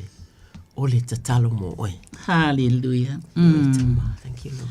Glory for your holiness. Fa taitele lava tama. O mato maile ne ia fiafi se I o mato fa lata atu yo luma. Ona o mana o ngā o tangata le atua le aise me lilo I lau sila whanga pa ia. O lo fa penana e ang lele iatu wai I le au nanga po o tapua inga mai a lo atli I malo wa fine. Le pule male ala leo le nei pule male fai se au o le nei fo I ala leo o matou ngā lulu e atu ai lui ma ane Bonifacio glory for your holy name ia aile ngata I lea. O ilato uma matou ngā lue whaatasi a maiselo watari ia taito. Hallelujah. O fa pena taito taloto. Yo fa pena na matou mafuta ia leli ielo matou tama. O wa fionga I le isa ia fasu fa e upo e tolu fa mai. O le leo lewa langa I le vau. Ina teu teu ia o tau le ala o le li. Ia o tau fa lau le lei le ala tele I le vau lafu a. Mo lota tau atua. Fai mai, o vanu uma e whae ina ia. O maunga uma ma mea mau pue e wha maua lalo ina ia. O mea wha fatia ta mai. Fai mai, e whai ma mea wha launga tasia. Ma mea ngawa e whai ma mea lau le lei. O na wha alia mai ai lea o le popula o le li. Fai mai, e wa ai lava I ai. Amen. Glory to God. Whaatasi uma I ai tangata uma. Hallelujah. Awa wa feta laima I ai le fofonga o Yova. Yova e. Mātou te whawhei loa I atu ai. I le mamalu o la ua fio. Ma whai pēsenga I lo suafa le sili ese. Awa e ta watu le tae ao le lofa o la ua e ta watu foi. I le pō. Ia le whamaoni o la ua fio. E pei o le neia fiafi. Ia avea o matou leo e pei o leo o kitara. Ia maa lia e lau whaafonga anga le tua. Io vai o matua sili lava. Mea wa e whaia e lo loto lava mamawalunga o le tangata valea na te lei loa mea nei mea ma le vale na te lelango na ina le nei mea. Salamo e tolu. Whai upo e tolu. Ao oe le tuai e whai oe. Mo utalita o lo mamalu foi. Ma le na te whaia ina lo ulu. Oh, hallelujah. Ia yo vailo mata watua. Ua mātou wātu ia te oe, o amana ongo o tangata o lo whapena o na iai, mawhatianga ese, wai ea mātou te oe, ua mātou mai se o mātou tutu whaatasi atu. Amen. Ma o tangata, awa wana oe lava le tali, o mana onga malava, ua mātou iloa, o oe atu e alofa fua ma alofa muti vale, o lo fina ngalofa mai whaari mai mea nai te mana na oai. Amen. Ona o tali atu ai lea ia te o so. Aleluia, ole le ia ilo mātou watua, wavo i tama, o lo mātou tama. Amen. Aleluia, o la wafio Yesu Kirisa lo mātou oli, ima lo mātou whaona. Whaafetai anganga pa ia, o lo e to tonu ole mea nei. Amen. O lo e to tonu ia te I mātou, o mātou vala au atu pa ia male mamalu o la wafio. Amen. Wa mātou langona ina, e te le tu lafo ina lava, so se tasi alu atu ia te o nei fiafi. E ala I lo suafa Yesu Kirisa. Amen. Amen. Amen. Whaftai sanga o se tātou whamalo siri nei a fiafi o le a maua mai lea I le salamo e luasi funuma lima o le a whaitau mai e tūloto ma. Ino whai wina atu le whamalo si. Le atu ai, o te nau na watu I ati oe malo loto. Le atu ai, o te whaatua tua I ati oe, awane e whamaina au. Awane imita mai ya tia o ita mai ya tia o ilato uma o e whaatalitali ya te oe. Awane i whaamaina i lato. E whaamaina o e whaifua lato a miu pelo. Leli ia e whailoa mai ya tia o wala. Ia e awa mai ya tia o iau mga ala. Ia e tai mai ya tia o i mea moni mai ya te oe. Maa mai ya tia o awa oe le tuai o lo uola tanga. O te whaatalitali ya te oe i aso atoa.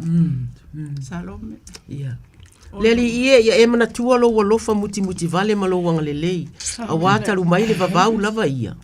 A wate mana tua wanga sala ina o taule ale ama o so tula fono. Hallelujah. Ai tusa malo walofa ie mana tua mai au. Leli ia ona olo wanga lelei fa ikwe valu sa. Ikwe valu o fulu va sanga. Oi ele nei tupu maru. Ole eli. Fulima. Is it, am I right? 25. Yeah. Oh, okay. Verse 8. There. Is it here? 5 verse 8. Malu, okay. Ole li e anga le lei mami o tonu ia. Ole mea lea na te whaasino ina atu ai le ala i tangata anga sala. Mai e taita ina o ia o e a mio anga malu. E le whaamasinonga na te awa o mai foi i le anga malu i lona ala. O ala umalava o le ali o le alofa ia ma le whaamaoni i e tausi i lana Whengainga maana tu la fono. Le ali ie ona olo suafa. Ia e wha maa ngalo mai aila uanga sala. Hallelujah. Awa ua tele lava ia.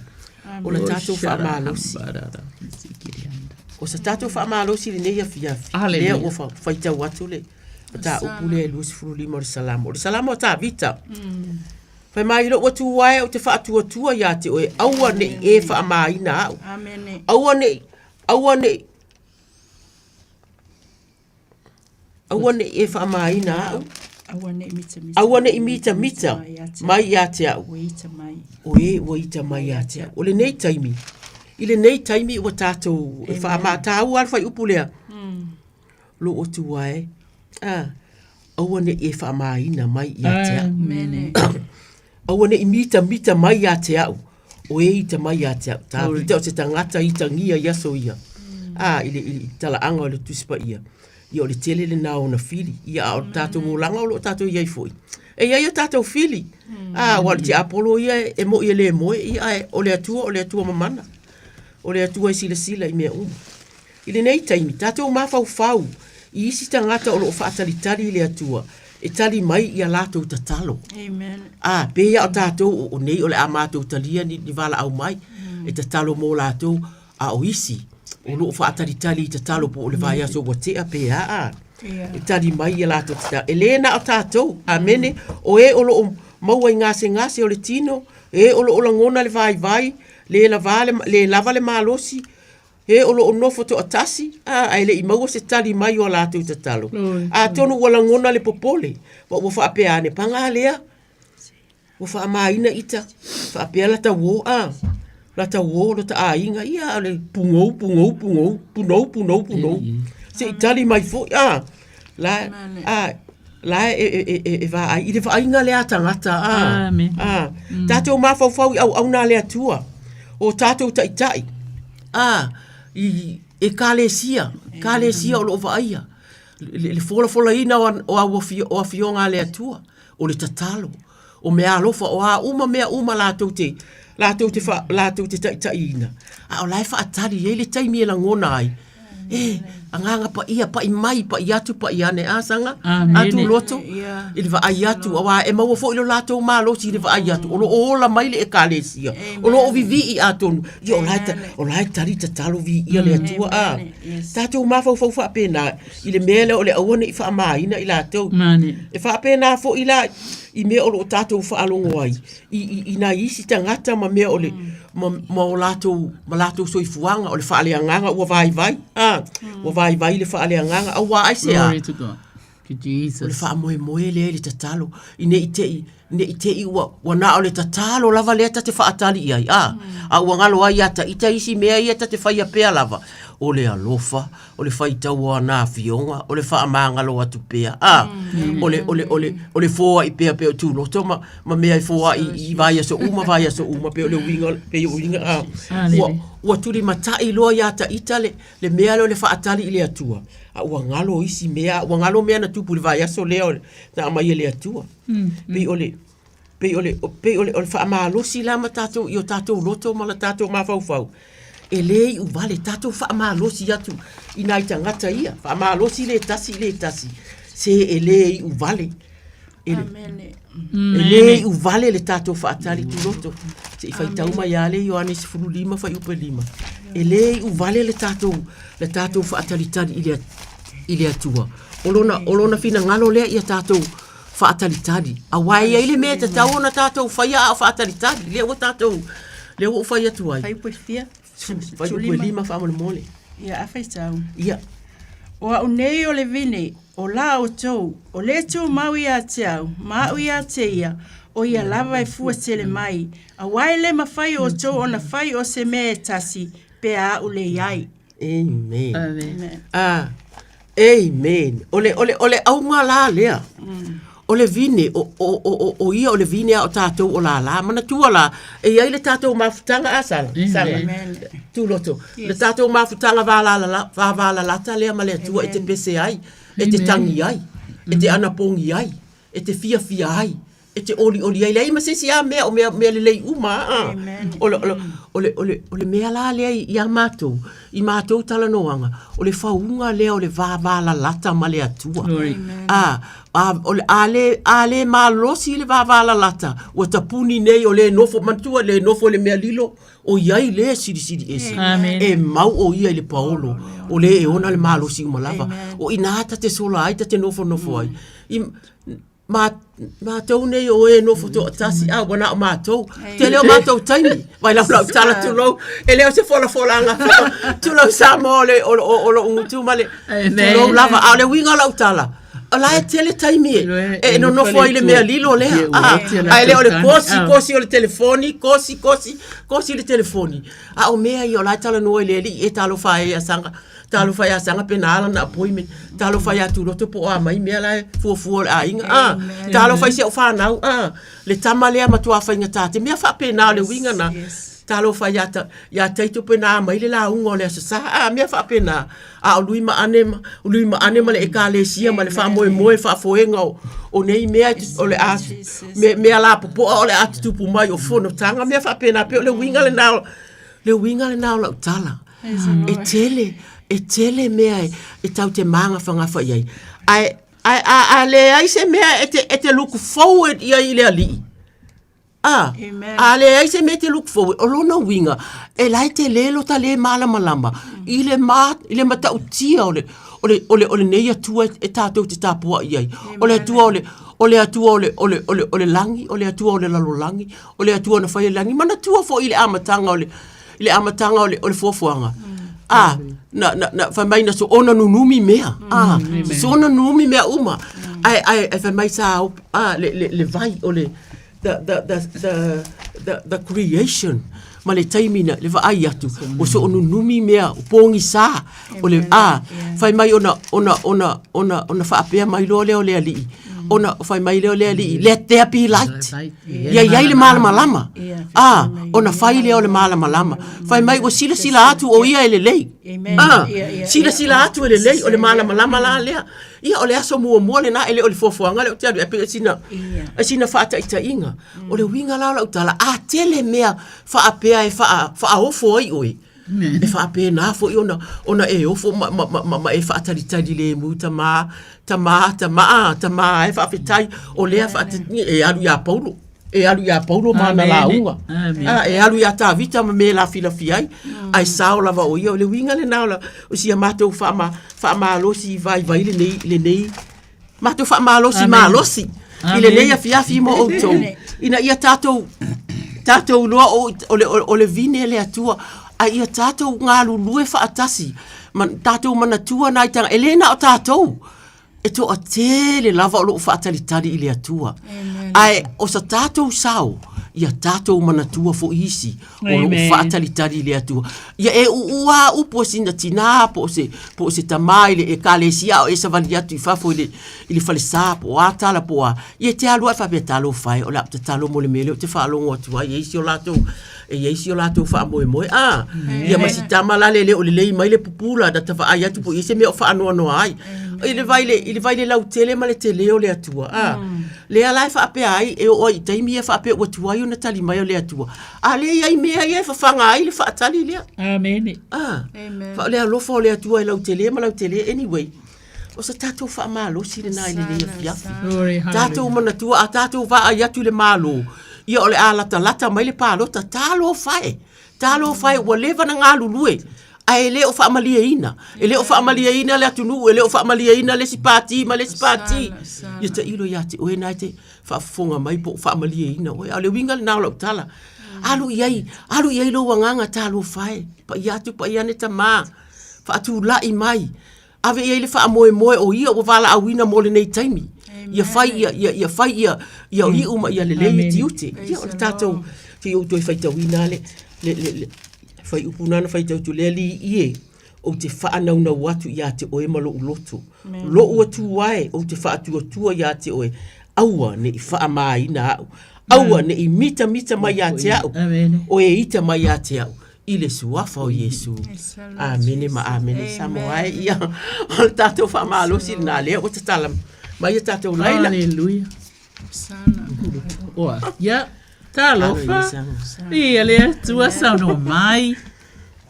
Ia whaatalofa atu sapa manumalo Yesu Keriso. Talofa Paulo. Fale tua male ainga. Tanga o ia uloto. Moni lava saunoanga mati mainga. Olo ia whaatalitali atu lava le taimi o tātou. Aleluia. O te fia whalongo ina o tau siuponga malu ma le matango fi. Ai lava malo si ele tu. Amen. O mato mita pe mato te. Ata mo e o lo fa pe nana feita mai ata tu fa malo lo. Amen. Amen. Le vini o lo to kuma ia ye mana o mio mato la la ina ye fo mai. Amen. Glory to God. Na venga le tua. Ato feina i bua fa to fala ina i o to fionga i fa le tua. Amen. O tele nganga fa tai tele malolo sai malolo pale malolo to toa ya pana onga masan lava fa mole le ava male malolo tele awal fa fonga anga ruta tu atunu ya mana onga masan fa mole lava alo men sanga puloto ya ya talo na ua na me sia masana mama grandchildren Mia voltar sanga mo siya matu e kalisia. Sima pakumina ya tasami. Pois na mafuta mai sa mo ta o ko matu mafuta talo. Amen. Amen. Hallelujah. Ya tina di foile sumal fa ele fa penga malo malo. Ya fa so. Lo ai mai se. O ne male no falo. Ya so fine foilo ile palmai. Ya le loa. Pois fa ya sulu.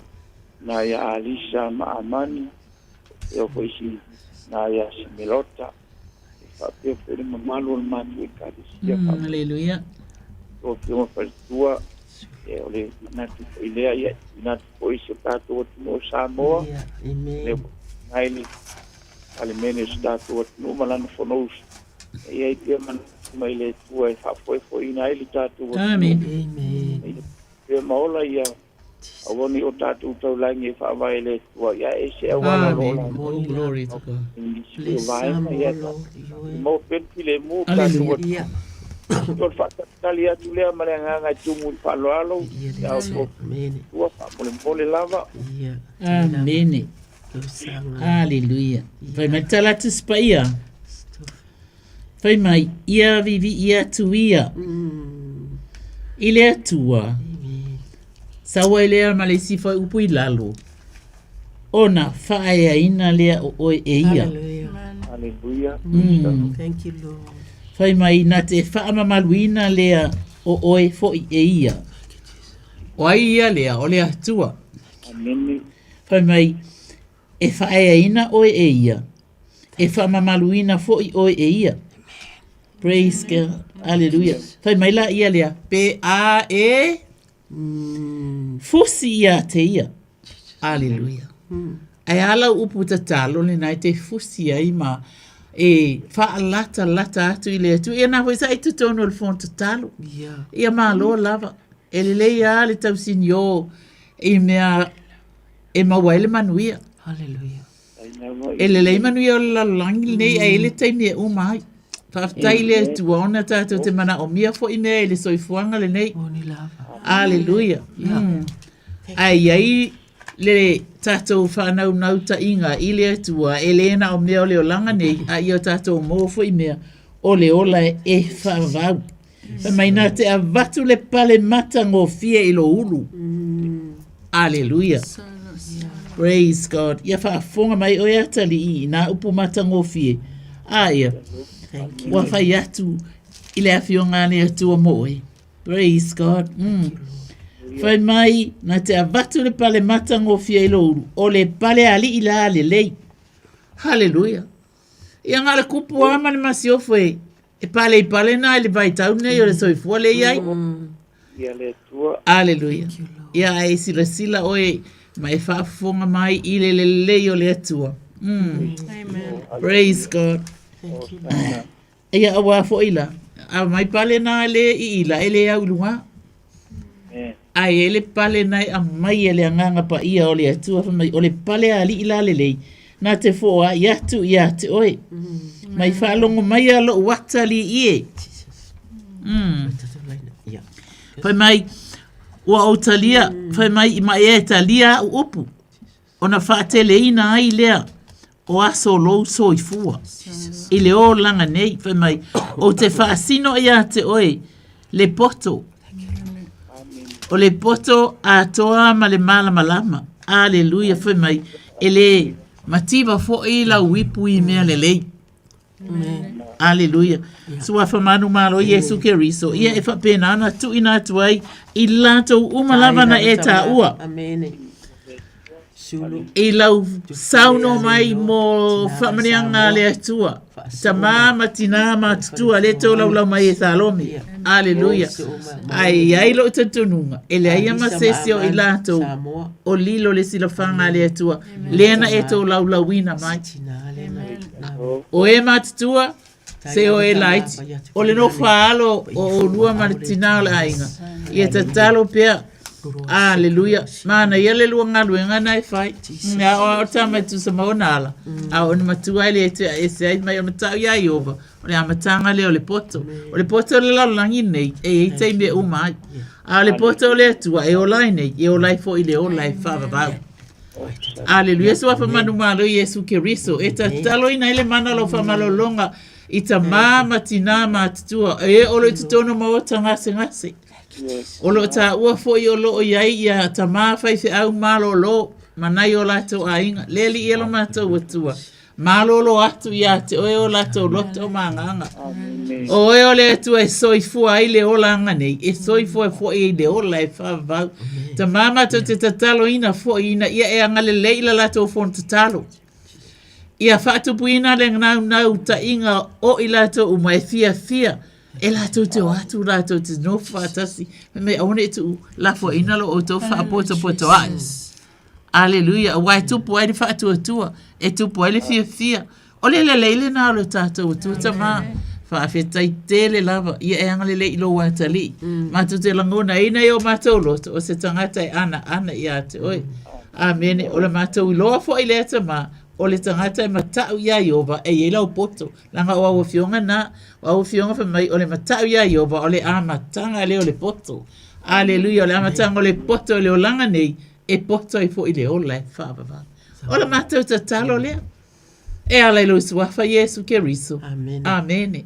Ia tatola ia. Amen. Malo Paulo.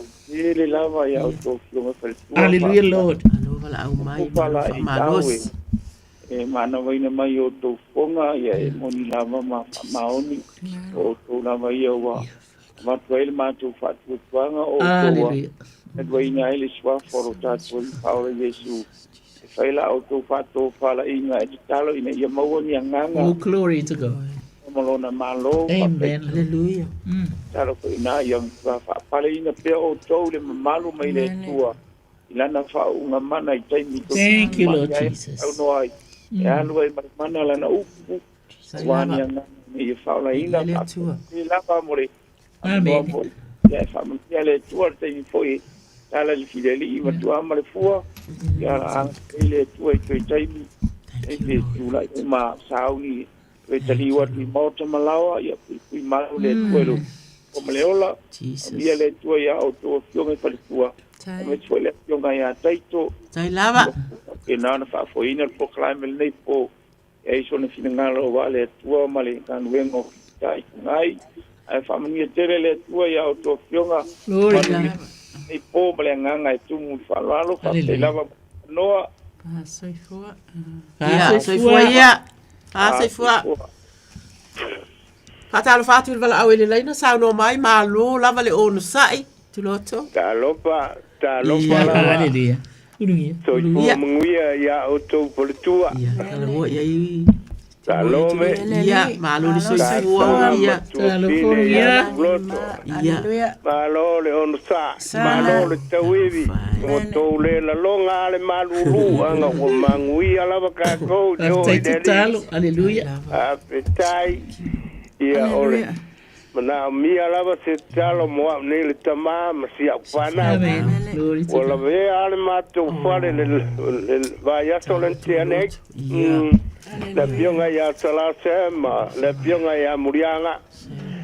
Ya aisawa ya la fana o question monica. Glory to God. Lovi ele atua. Io mana mia lava se talo mo mato. The mato pale ya marse talo fo inai fana me olo ono no poa. Amen. Ya. Pa pena on papaya tu le mana oleri ya ilato mawai pele manuia male malos ya mai se le malulu e pe ona ya nei. Ya o se tala tu la stoina. Pa fetai malo. Ia le li ulungia ia e whafonga nea fiafila na upu le au toia mai le salamo le atavi te lusuma lima. Le whaipu mua mua. Aleluia. Whai mai o le fi nau atavi te le talo. Le li o te nau nau watu ia si oe malo loto. Le atu ai. O te whatu atua ia si oe. Awane e whamai na au. Le suafa manu malo Yesu Keriso e tu ina suai le tamai a ulungia. Tamawa loana e sila fia ona mana onga I lau whamalo longa whamole mole tama pa I atu pa ifo. I a te ia ilona tino a toa tamai le ngata lele whanau. O mama I tamawa e whetalai Yesu Keriso I o tō o mai a te o tō umai tinga ina maftia venga. Oa ufo I e malo loai o tō I o tō moina la uamo mai o tō whaoa o ia tau. Le anga maluma le loso maulalo. Ona maua le o tō le malo longa mo tō nganga. Wai amengo fiela uamo. O la uamenga fo e mama ia pa iatu pa iane lau wha malo longa. I lona tino a toa le ngata lele whanau o muli ango sala. Aleluia le whanau fo ia o onga tama. Whamanuia I whe au mga luenga. Whamanuia ia o onga le whanau. Whamanuia fo le whanau o lo I au salia mani usila. Wale ai lava se mea lilo I lau sila whangatama. Wa mato I loto ngata stasi. E siti atu ulungia I nene afi to lua to tole tasta noi lo suafa. I ai whaatasi malawa fia I lo suafa Yesu. Amen ma amene. Amene ulungia. Moria tu le famalo mal fa tele nei vai ngala piafi wale uma lo tofia tala noa nga manu le time ya time foi ole ato tu ole na tu ya poi ele tu lunga awala awa sila ya foi mana fana ya so ai lava manuia tele o male ainga so foi ya ulungia Hallelujah. Fatalo fatu wala awele laina malo le onu sai. Talo fa sauno mai.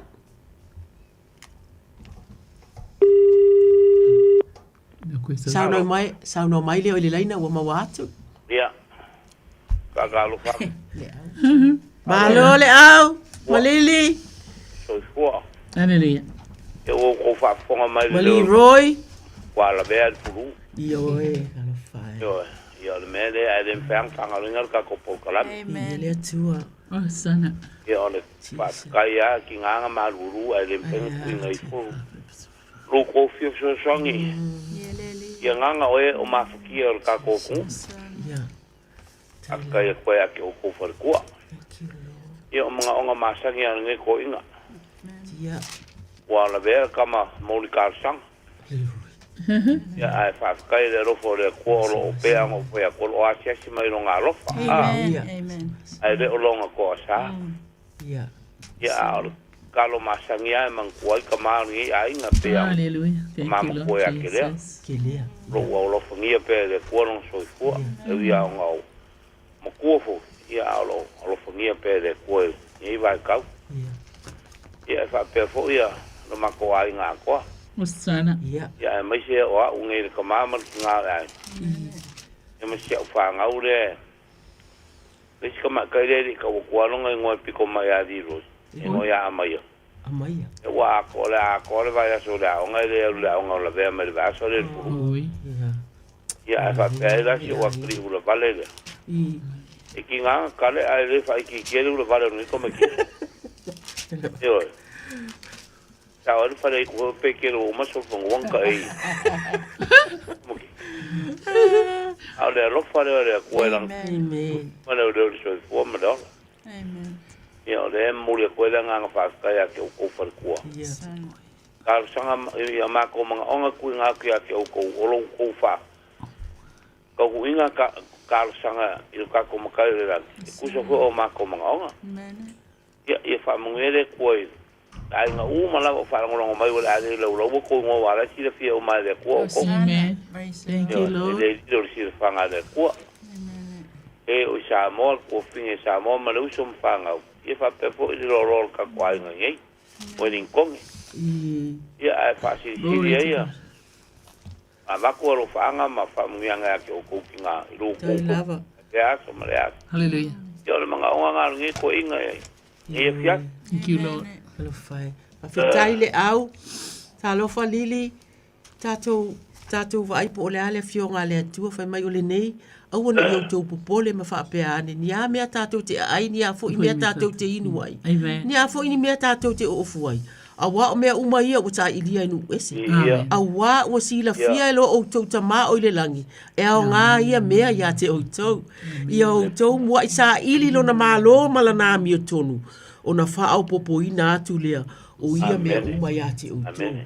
Iova aula mātou tamā, ua whaafofonga, ua wholasia manao, ua whaafofonga fo, e māsani ia ua fionga lea tuai, e māsani mātou te tatalo lea tua, ia sanga ngalue a tiri la ua fionga ia i mātou uma lava, ma le au malili ma le ainga lea tuai, mātou te sā iri lo mālo, mātou te sā iri me mawai lo mātou manuia, o le tatalo le fiso ta inga ma la ua fio, o le fia maua se wha malosi mai se tasi te tasi, o le wha atasi atu lea e ka le sia ma tapua inga, ia o le alofa i te tonu o a inga lea tuai. O le wha apale pale ma le tausinga o whanau, whai mai ua o ngase i la tau tamā, pa i atu, pa i ane, pa i ifo o au lea tuai. Ia whai se sini o lana wala au.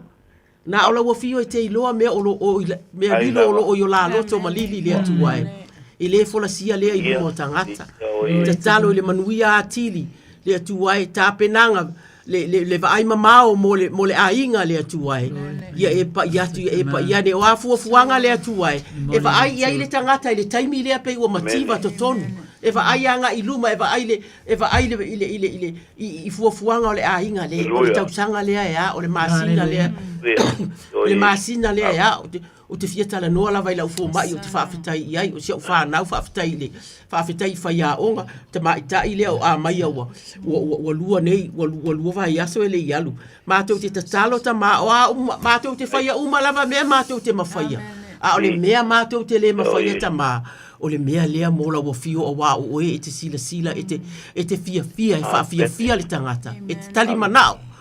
o winga ia tama e te tali le mana o lo watali i tali mana o afafi le tua ia e asi so se tasi uma lava si ona ainga o tau o uma na tau mai si wafa ke lea le tamama tua le tua e o e fa o popula so i lona so i fua le tua fa mafana fana i lona loto fa fia i le va ai mai o atu le au ma le fa nau fa fia i le va ai atu i tau mafa ma tau singa le tua e mea uma e fa le ainga mea uma e fa e o lo fe ngai ma le tau singa tama ia fa apea ona fa tula ia ilu na mafa fa mo fa apea e ia le tua le ainga nei e ia le tua le ainga nei o ta ia le tua le ainga tama te talo la fa manuia ia le au malili ma le tau singa o le fa nau le tua le opongi mai o le ainga i taimi fa apea nei si o la ainga na o la ainga i sa moa le tua e asia si atu le tua tu sama la masani le tua o winga ia le tua e le ngalo le tangata o winga te alofa e te lefa ai longa tangata e te tali i lewa la au e te fia e wha alongo i o lato si fufonga po o leo le atua e te iloa foi mea o lo nau ina ia whai e ta maa o ani mea mātou te le i ta ua ai te iloa e manuia ai ta maa ua mātou iloa i te fua i lenga o la ua fio e wha pēnā pa i atu pa i ane ia le au malili le atua wha atula i mai la ua taimi wha pēnei e mana o mia e fa pe la pe yo ila u le tua e ta talo ma tu watu a inga yo lu ma ma o le ta talo lea fa atu atu ila wo fio nga pa ia asia si atu lo file mbu lo fangia li roi le tua o pongi le roi o pongi a maya fa pe na foi ya ke le ali ta mama tua ile su wa fo ke riso o ma to wo le tua amen ma amen praise God. Ia mulkila kula nga pa kele ke ko. Hallelujah. Kar sanga moria mo mga ongor nge ko inga malainga. Afka kele ke ko per ko. Ia ka kongwe ma salo foi de loko. Afka mo kar sanga moria. Amen. Ako ke ma fukai pe ru mo langa fio. Amen. Moria ko lo fanga ya ke ko per ko au.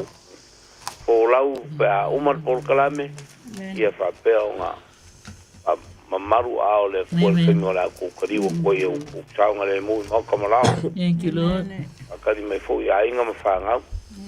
Ia le ngā ka fo i leo le fionga le awa o ia kaiko. Yo, tai lava. A mera ngei pōro pakai. Hallelujah. E le whangaro i ngā sio ko fingi ki a kongo le a kongo ka kiki fo wakoronga. Ah, tonina. Inga. Tai lava. A siri o ko wharekua. Tai lava. Amuia le kua ki o ngai po soi foi. Fasoi fua. Lo fati a lili. Soi fua. Fua. Hallelujah. Ia fatala fatu tatu bala au o ilunga le laina sau noa mai. Talo fa. Malo soi fua. Naseo so falitua. Hallelujah. Ya malo lava mo nga luenga. Ika. Malenga luenga. So han lo faya pe ilea. Thank you, Lord. Salama mai vi ele so i matea so ilea so ilea Sofia. Papai ye so ya mata. Tai lo wa fo. Maita. Lo wa fo tau muli. Hallelujah. Ma Yesu ya muli mai ya te ia me ale fa tal mai te muli mai ai ka lo fai. Ma pola pa mo nga luenga fita. Hallelujah. O lo umana onga. Ia. O au le tina. Ia, o te mana o mea si tāro mo au. Ia o loa o na a mai le loto tele ma le poso. Ia, o te iloa ai o na pātono ma awa o ma awa i whana. Tusa maanga o le li. O te tau mia fo i se tarasanga mo se whanau. Ia. Ua mātitua. Ia. Ia, tātou rofo le vai tau ua whaina tap. Pulanga talabou. Ai o lo mana onga le nei afiafi.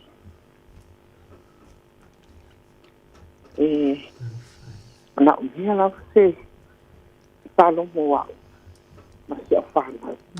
Ia, tau se whanau e ola mātata. Amen. Ia maola whaamaoni. Maola mama. Ia sila whanga ngalo le tua. I ora ule mana onga e tu ina atu tātou. Tau tau sunga whare tua mole. Le iafi whai mole a manoa. Amen. Mole po ai le suafa. Whaausu lo ingoa. Talo whaausu. Ia, sanga leo le awa sanga le Hallelujah. atu. Ia mana, ia lo suafa.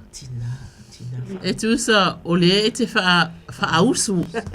Ioi, whaausu mea le lei. Hallelujah. Praise God. E tina mātāla oi. E tina sa ili fo i oi. Hallelujah. Waifa mai a o ta mai tu sa maona ala. A o ina matua. E le te a ese ai. Fa mai o ala o e a mi o tonu. A o le ala o e a mi o tonu. E tu sa o ia ma le malama o le au. Amen. Amen. E fa mai o lo o tupu pea lava. E malama e o ile tu tonu o le la. Praise God. O lea ia ile langona. E se le mana ia o lau vala au mai. O le langona le langona u mai tātou. Mo a tātou whānau. Praise God. Ia e whawhitai ai ona o le tina mātāla o tina tau longolongo. Hallelujah. Mai awa lātou a aile a reto. Hallelujah. Wala to winu foi i le waina o le sāwanga. Te ilo e sāwā mai mea o le lalo langi le nei. E te ilo le mea tupu. E le tu la fua ina o e le atua. Praise God. Pai mai o le tina e matala. Thank you. Pai mai a o le ala o e ami o tonu. E tusa o ia ma le malama o le au. O lo o tupu pea. E tupu pea lava. Malama e o ile tu tonu o le la o le ala o e a mi o le anga e le fia i e le tua.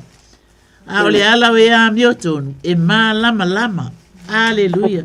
E se le o le atua malona alofa i atu e whama i e whaatua i a Iova. Malou loto ato fata otona tolu fa i pue lima mle ono. Ma i e whaatua i a Iova malou loto atua. Ai awa e te whaalangolango i lo lava atamai. Whai mai ia mana tua o ia i yo wala uma. Whafunga la i o e whai mai ona whaatonu ina ai lea e ia o wala uma lava. Hallelujah. Whai mai na te whaafia fo i lo loto. Amen. Amen. O le lele o le tātou o tua te ilo au i. E se lea lofa o te le ilo ana o e ale te tau mainga o oe mal whanau. Hallelujah. Ia o te le lopo ia le tamau le ainga ia po yese me o alu ia le tamau le ainga. Hallelujah.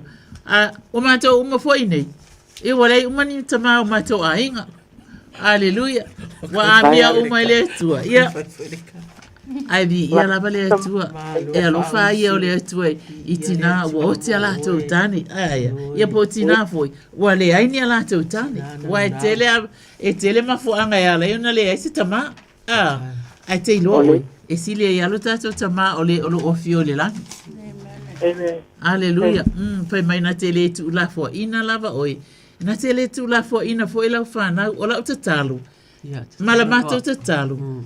Ina ianga le lei atu le atu ai tusa malo mana oma. O lo mana onga o lo o mai tātou te tutuai. A o le atua le tali. O lo e a vea i le atua o mana onga. Te iloa o e le tu lafua ina o e le atua ona o e o le tina e te sa ili. O lo fina ngalo le na ia manuia le whanau. E ala launa e mana o e manuia le whanau. Ona o lo fina ngalo ina ia lato iloa ala o le atua. E le ngata ina manuia le o langa le nei. A ia manuia fo i le ola e whaavavau. Swafa manu malo iske risa tama. E ta talo ina ai le mana o lau whaamalo o longa le tina. Ia e anga le lei o lona urufafo ma lona urufale. O te tonu fo i o lona maota le atua. Ia tutua i angelu ma peruafi e le aloina le urufafo ma le urufale. Swafa manu malo Yesu Kiriso matu te tatalo ina ai le mana. O lau whaamalo longa bati e le loto fia. Hallelujah. Ia whaamala maina o na ala iso se mea e alu iai o le urufafo ma le urufale. e te whaailoa ia te ia o whina ngalo pa ia le atua. Amene. Na te iloa atili ai lau fio. O se tina mata te langona ina. O se tina sa ili ia te oe. Awa fionga whai mai. A sa ili e maua. Atu itu i atu. E ta tala ina mai. E le o oe se atua ai u. Po se atua tu ula fwa. O lau whina ngalo. Yo atu lau whanau. E whaeloa atu me mana na o ai. Ia te ia. A wafo e olo tātou tamālea, o le atua alofa fua, ma le alofa muti vale, ma iana fionga ua wafa pea lava. Ona, a fio mai le li o le ola o Yesu Keriso.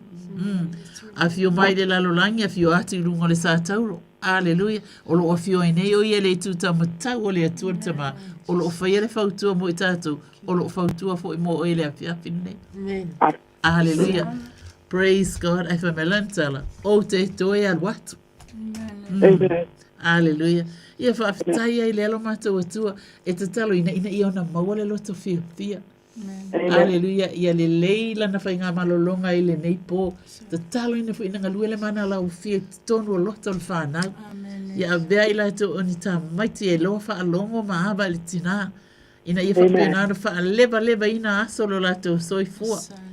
Inu po le nofoanga e foa ina le atua lato te nofo maola ai ia lo mātou atua o le nale tatalo e le suafa manu malo Yesu Keriso. Amene.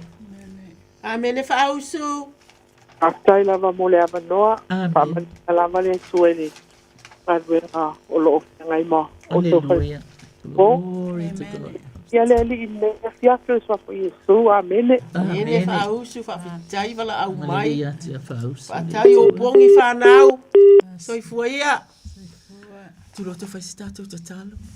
Tele tatu manao. La au te talo mo le au whaingaluenga. Aleluia. Aleluia. Sama. Whaamanuia atu le au whaingaluenga pa ia le atu o lo o tala ina lo na whilangalo so se whata whaitaulanga. Whaamanuia i le li ipule o le leitio Samoa. Pasta Lui Bonifacio. Pasta Ane Bonifacio. Whaamanuia i pesinisi. Whaamanuia i so se ekalesia. O lo o launga ina lau upu tama. Whaamanuia i fon te talo o le ki leo se ngaluenga. Whaamanuia le au whaingaluenga a le leitio Samoa. Whaamanuia atu fo ia pasta tiuli a mosa whaafitai tatalo manuia le ngaluenga whaamanuia fo i lau e kalesia whaafitai tatalo mai Pastor John Mairata, aleluia, lea o sosoani a le sa Robertson le fale tua manu malo whiawina Robertson whaafitai lo tō tatalo mai mo i mātou i a tama whaamanuia i whono tatalo ale au a tama matina le ngasa fo i lea i e tutui whaitoa i a whaamanuia i a lātou ngā luenga whaamanuia fo i le sunga i lea o ao ia taito taloto mole por kalame nei afiafi whaamanuia le whalitua whaamanuia le nofo alo suafa Yesu. Amen, amen. Amen, malo tuloto. Ia le. Amen. Ia le stato vala. Malo ma fa malo Samoa malo fa malo atu lava ye olo. Tatalo mai ainga ia o le ua emo mai tato laina. Atonu le ua ye se vala. Au sauno mai le ua le laina. Ia whaftai mo le avanoa. Dai lava ya tolo mo pelo malo lo ina se fola. Ia o le laki. Ia o me lava tas me lava ta wivi mamai. Ia parte fo ia lo famia fo ese o fa na mala to fa na. E fo ni se fa na lo amata nei tu lai. Inga luenga ia parte fo ia na yo tama ia to fila lulu mas no uso. Lo mo fo ma yo tino mana ya la to ainga pa mole ia na yo uso mo tuangane pa mole pa pe fo ia ai to lo yo na fa na uso mo to fa fin ia ainga telese e kalese se o lotu te mama tina ma tu ma ante te uma ia le ava ma fa alo lava te mana mi atuai na yo uso mo tuangane fa na wo antimo grandma yolo ta apesole tu la la ata ton lava na vala se la lume te ma fa la ya sanga ia ile amal fa alo ma lava neta wivi o tele lo po la me apai tu fo mai fo fa ma ile va ya so yo nei lava sa fa ia whaamlemole lava i lea mara whaaloalo ano na amir tātou talo ia tuina atu whaafitai lava whaafitai O e tau wivi lava ma. lea lava O e tau wivi lava o le mea lava lea o lo tau mai aso te wala au mai ai ta lofa. E o atu o mātou loto me leilaki. Whai mai lea fionga lea tua e ta tala e lea li i e ua nono atia. E wha fepula fia e lea li i e ua tā waso. E wha tu sa o ina e lea li i e ua wha ano unou. E a lofa lea li i e a mio tonu. O lea tua na te tausi le tangata e se whai malango mo le wau matua. Ma le whawhine ua oti lana tani. A o le ala o e wa mio le anga. E wha apio pio e ia. Iova aula mātou ta mā, mātou te si i atu le laki la ua fio. Ta mā, mātou te tatalo. Ila ngangana le atua e mātou te tali tonu. O lo o iai mea ua, o lo o tele mea i le ainga o le laki, o lo o vaai iai o na mata i le ato, ma le ato o lo e tali. Ai a tonu o lo o turi loa lava e ia le mea le tasi le atua e. Le atua mātou te whai atua i le atua e. Mātou te tatu le vā.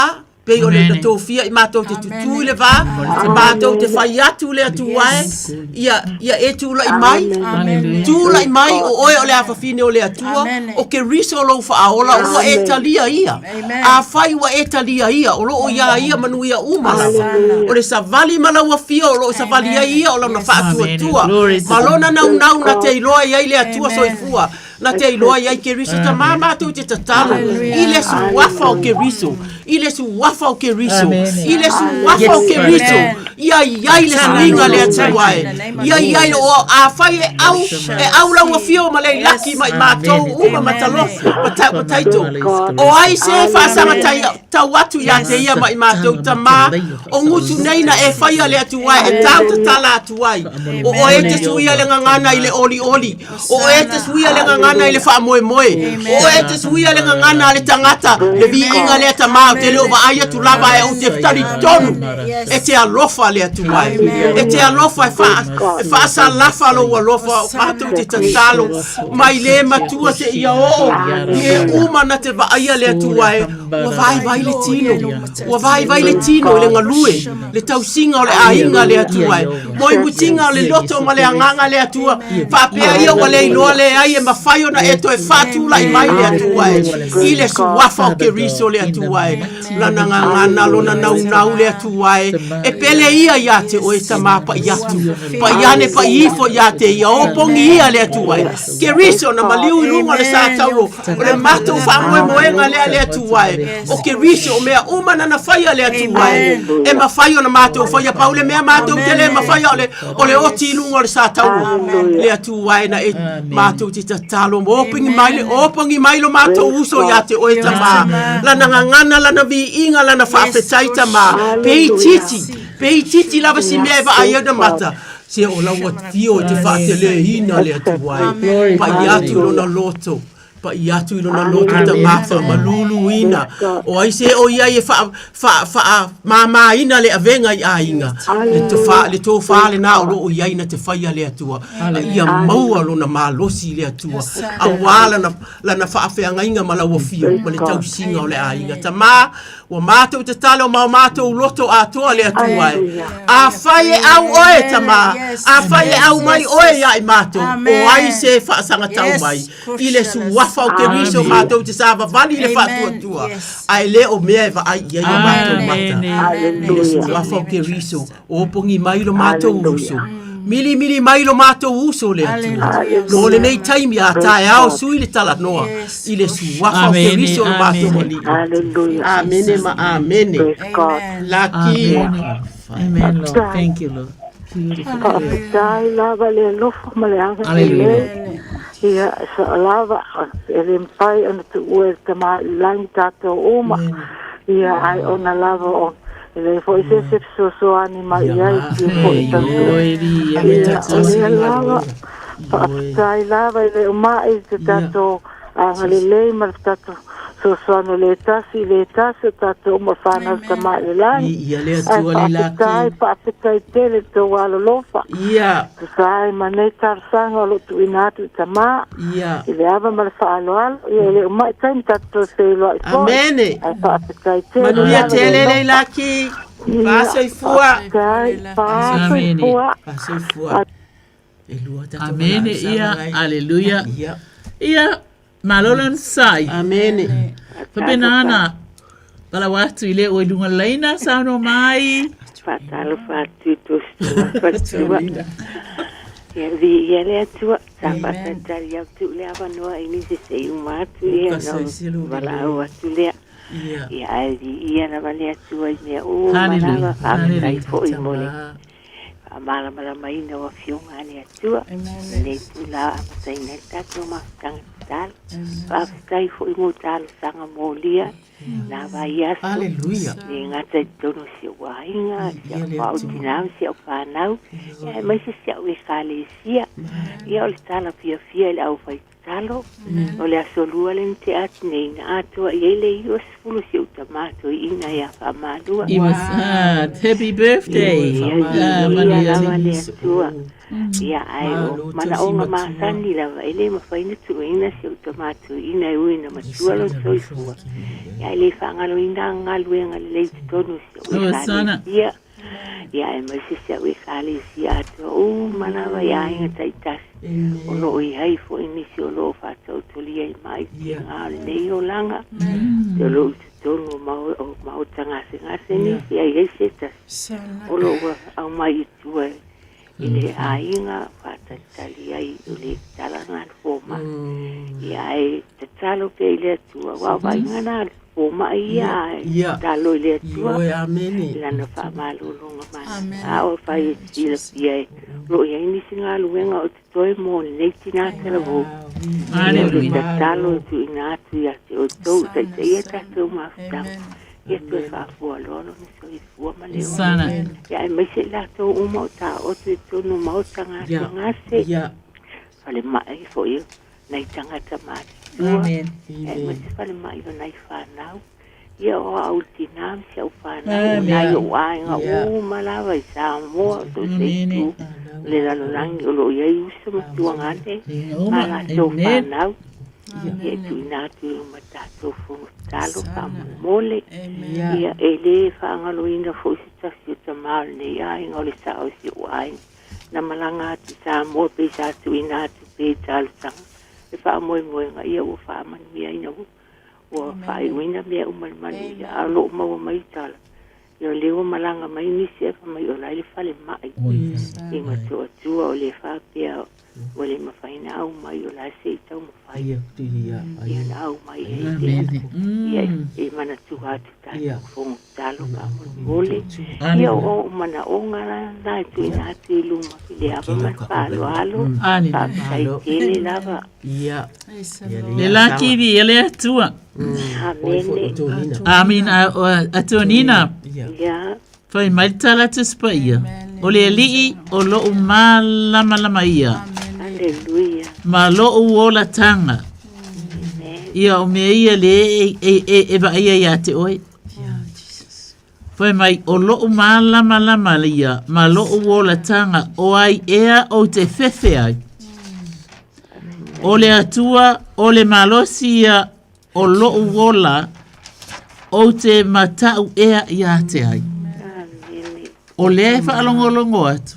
O le tele ia o ngase ia po tangata fo i o lo mana o mia tele a lea la e le lei oi. Le o whai mai ele tautus me oi ke fefe iei. Aleluia. We au mai e le atua. Mea umalava. Aleluia. E ui on le tātou te tutu whaatasi atu ai. A o le atua le aunga o lo wha moe moe. Amen.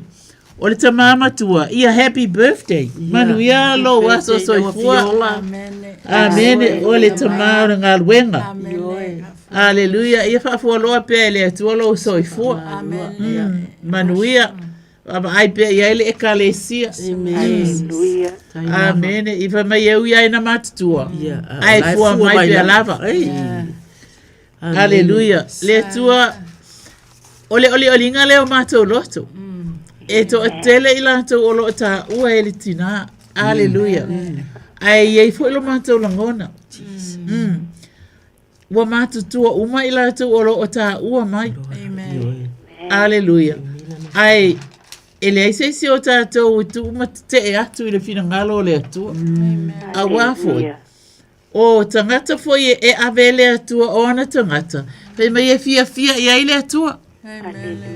Hallelujah. Wa ole unga leo i tatou uma. Tasilona. Ele tu ua ai lo tatou fata wana upea. Ile atua su wafa manu malo Yesu ke risa tama. O e mawaile tala fia. E fia i o matou loto. E fia i le loto lo wafine. E fia i loto le ainga. E fia i loto le ekalesia. Wale tasi se isi ona ta ua mai. Olo iei foi se isi ua whapinauna ave i tualo na ngase. Praise God. Ia e talo atu. Ina i sa mia foi. Lona so i foi ni aso olo titoe pe afa pe tu sai malo fina ngaro.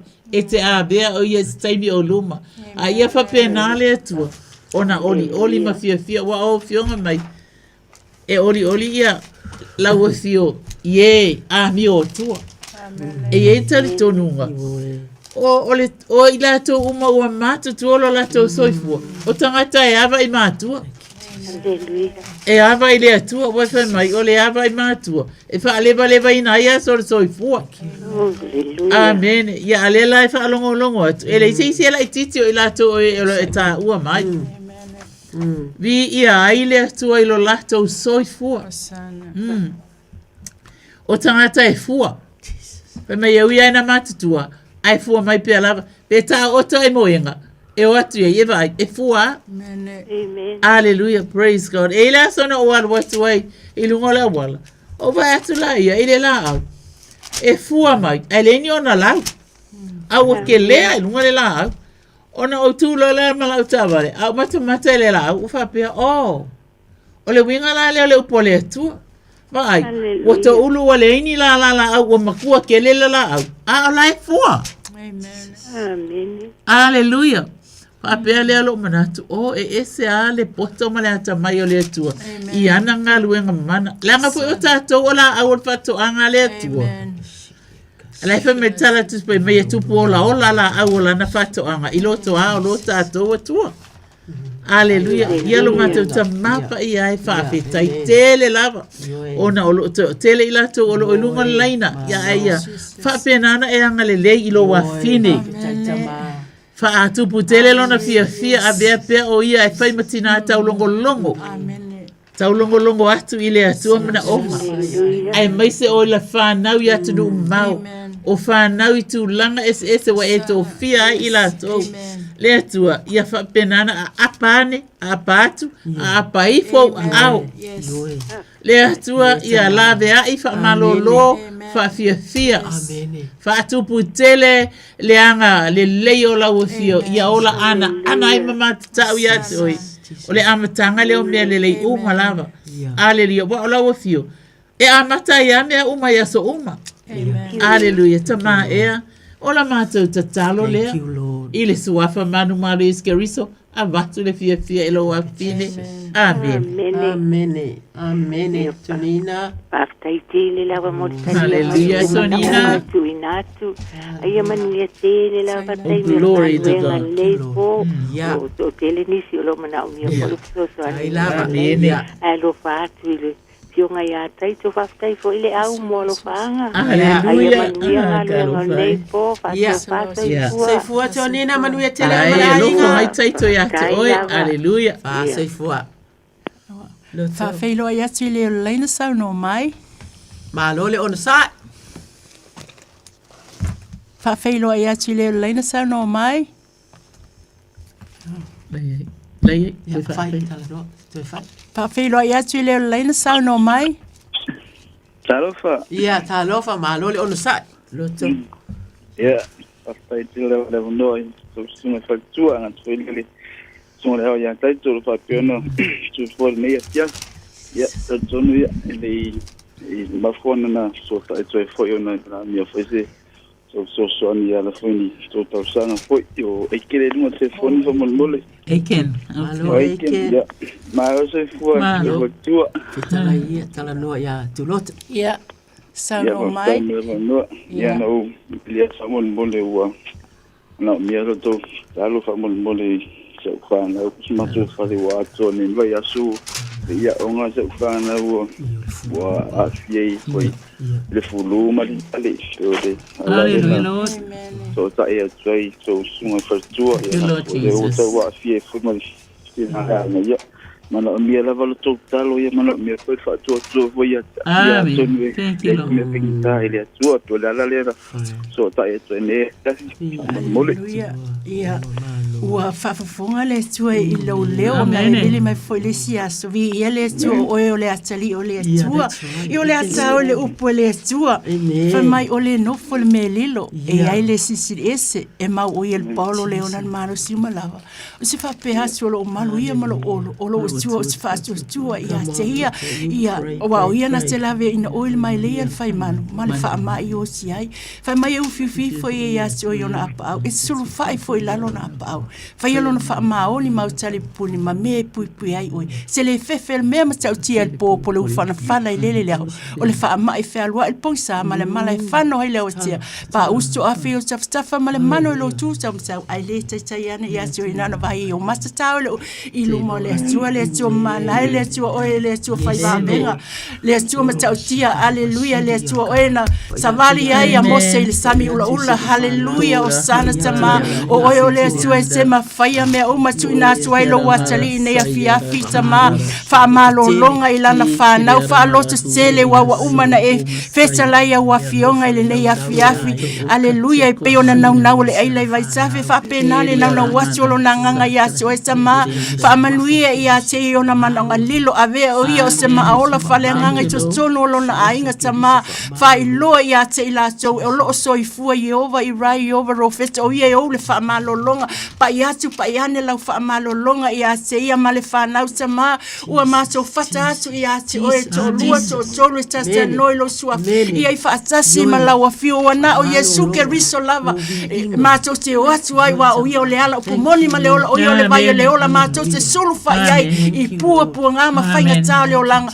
tali I o mana onga lo wa tali I lea fiafi ua ma to fa tua ma to tali son wawa I fetalai ale hai so ma to fa tua e se le fifia mai ua ma to wati ya se o sama we believe we trust I lau upu tamai le lea fiafi fai ale me se fina ngalo ai oa mo ma to loto fa tau va ai luma lau a fio e ale lo suafa Yesu amen ma amen amen eiken amen amen tama mo le na fa fai to sunga tua mo ka sanga foi sai file sai me foi se manda unha por tau ala foi na so ta ia to me chef aleluia moni lo ni tanga fata vai ole tu ala vai ole tu pa manga na moni ya to sunga tu ba foi to nga luenga lia so mleto moni ele to tali wa foi mau to mala pui le tu ya uma vai foi to ma me chef ya dala moni ele Dala me tuene sia fi. Ai ke tu prana so fu me mi o me fana o le ainga. Yes God. Wow, vi ale atua se tama fa fetai o tato tama. Yo tato tina. Lo lato nau o mato I lo o to lo foi. O le nei malulu e se lava le nei tu ai nga malulu a wa lave vea nai fa nau a inga ia o la auto to lo ina se sita talo a io ta mama to te si ia tu ma to ai nga uma mai le matua se ia o le pepe fo fa to a fa nau mai ile su wa fa o ke riso fa fetai te fo a i o ma to lima me ma fai o na ma to fa ma fa na fa nai a inga le tu ai ma to te tatalo I maota malawa o lo no fo ai le tu ai fa ma fa na ina le tu ma to te tatalo I me I le tamao a inga ma fai ai o na maua le ma fa na ai inga tama o ai o falo lo o ai o le lava se hita o ai o a uma me fia maua le atu ai pupuri o fai to me uma tama ma to te alo lo fa atu I ai le atu ai ma to tatalo Fatu lai a inga o lo si la fia. Na a inga ia le atua e mātou te tatalo i savali le alofa. Ia iai le alofa le atua e mātou te tatalo. O eiken malana tupulanga uma o na ua mala au mai eiken le nei atu. O se tamae nau nau.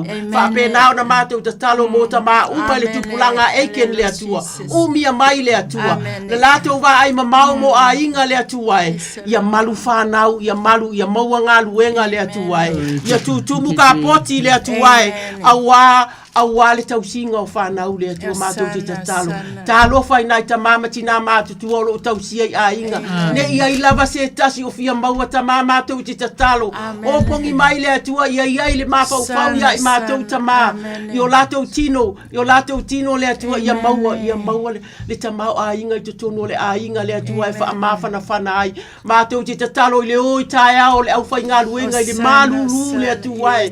Mātou te talo wha manuia le atua i le malosi e tula ia e sapali ia e ngalue ai te talo i lo walofa tu noa ia i latou i te tonu ngā luenga le atu ai ia maua se si i tanga o totongi mātou te talo tu sape mau te whalongo atu o lo ma lopo o le ale ta o le ngā ioi o le tala le tupe mātou te talo ta mā ia se fa opoponga yo lato tutongi au wata au mafa e maisele ai maisena ai inga sanga matu te talo ina ta mama tina matu tua o i tono no foanga o tangata matu tua le tua fa mafa na fana fa fetai mo lau mata fia o atu e batu mea ai mea uma o ainga o asia tuta ma o e si la fia uma o matu ainga sa moa le atu ai po ai lava le atu ai matu te talo la e kale sia la ia mea o ia e mawhai o na lato maua mai a wai peso soani.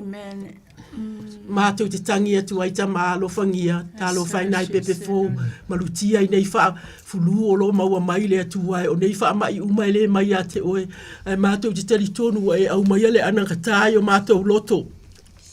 E pui ai o mātou a inga le ngata le tatalo, au le ngāo i oi o mātou lima.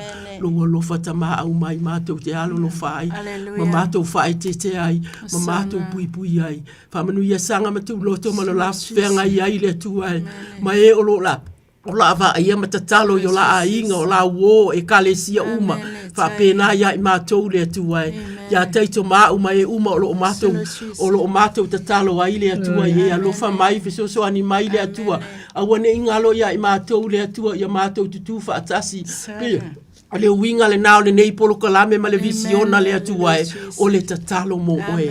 Ta mafa afetai ia vi ia oe ia iailu mamalu ma lo vi inga i mea uma. E whaia le atua i le suafa o ke riso. Amen. Amen. Hallelujah. Lai le taimi sam. Sana, hallelujah. Ia whai wale se tatou wala au. Hallelujah. Ia le la au te talo whala wa i te le mo i lātou fōi o lo o iai o lātou mana onga ele o mawhai na wala au mai. Waito te lena i tina whai mai le loa vili mai. Ia, hallelujah. Ia whai matala tuspa ia ele salamo i se lau. Whai mai ia ala langa ia iova le lalo langi uma. O le e ta umai i. E aur kau ke leo la iti. Amen. A o nge ngā whaila ka pima mea ia e kau ka ulalo le ki vi le oso ia i ma alanga ia. Hallelujah. A o le whai me le tala tuspa ia. Ia ala langa ia iova le lalo langi uma. Whai mai ia o tau au na atu ia te ia. Hallelujah. Ma le fia. Amen. Praise God. Te lopo le ale mai ti ngā po a mawhatianga na iai. Hallelujah. Ai, e wha lata lo la ili atua, e mana o la le atua. E awani e latu wha noa ia te ia. Amen. Hallelujah. A lai whai mai, ia ala langa atu ia Iova. Ia. Whai mai, male loto fia, whai mai. O maia o tō i ona luma. Male alanga. Ia sila la. E le whapea, wai go, number 1, number 2, number 3. Ale whai mai loa. Ai alu lo i le atua. Ia e alanga ia. Iova. E o le pule e o le mana. E au. Po fea lava le atu nu o lo o iai e puapuanga atia. Po fea lava o iai maota ngase. Hallelujah. Pe to o tolu mātou. Whai mai. To o lua to o tolu. Amen. Whai mai e tala noa atu I me manao ai. E whaafufonga le tua. O le mea ngā lea. E tali tonu ai. E au la tātou ta talo. I so se tasi o whapena ona i se mana o ngā whapitoa. O lo o iaia te i le taimine. Ai le o mawhaina vili mai. I ovalo mātou watua. E le aimasi tangata e whatau waa ia te oe. A wafoi o tangata umana e mana vai ai. Ona a vea i leo le tangata. Ma tangata ola. Tasi lona. Wa whaalawe lawe i ai wha mai ma mea ese. O mea e wha noa noa ai loto. Ma whatianga ese to tono a inga. Alleluia. A wa mato i loa. A wafi o mai o mai. O mai umai a tau. Alleluia. O mai umai a tau o tau e maftia matinga aina I a venga. Hoi mai ia o tau I loa. O le li o ia lava le atua. O le na whai ai tātou. Ua whai I tātou mona. Hoi mai ia e silafia ia o mātou I loa. O ia o le atua. Ele I whai aka ako I sesi. Ngā mea ka alo ai lai whai mai I pārangi. A o tātou, o tangata ola mai, na whaia I tātou e ia. Alleluia. Whai mai, ua whaia I tātou, ua whai I tātou mona. O lona winga, e mana o le atua, e tātou te whalata lata atu I a te ia. O ia mo tātou, o tātou mo ia. Amen. Lea whai mai, ua whai tātou mona, o lona nuu I tātou. Ia fia whai ngu ufo I le atua I ai tātou. Alleluia. Praise God. E le na o le matou nuu la o I savai. O le matou nuu I tua sa fata. Alleluia. Ia o nuu ufo I o I tātou. Malawa whai mai. Ia o toiloa, o Yehova, o ia lava le atua. O ia na whai ai tātou. Wa whai tātou mona. Whai mai o lona nuu I tātou. E le ngata whai mai o lona nuu I tātou. Ai o le lafu mā moi. Thank you, Lord. Na ia whangaina. Alleluia. E te sila fia oe o mea umana e maua e o au. O nae e tausi e lau a inga.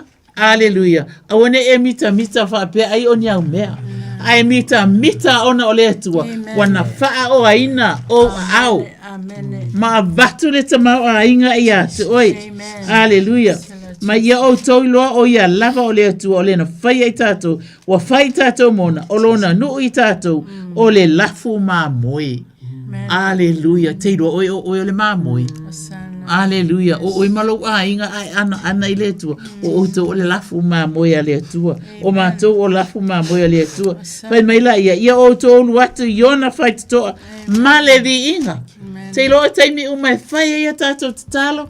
O taimi uma tātou te pese ai. Alleluia. Ia langona ai le vi inga o le tua. Amen. Alleluia. A wafoi. Ele ai tātou te lewa 22 pe le tua.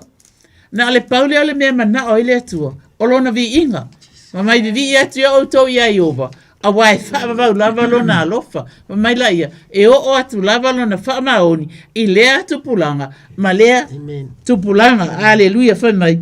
Ma ona lo toa ma le pese.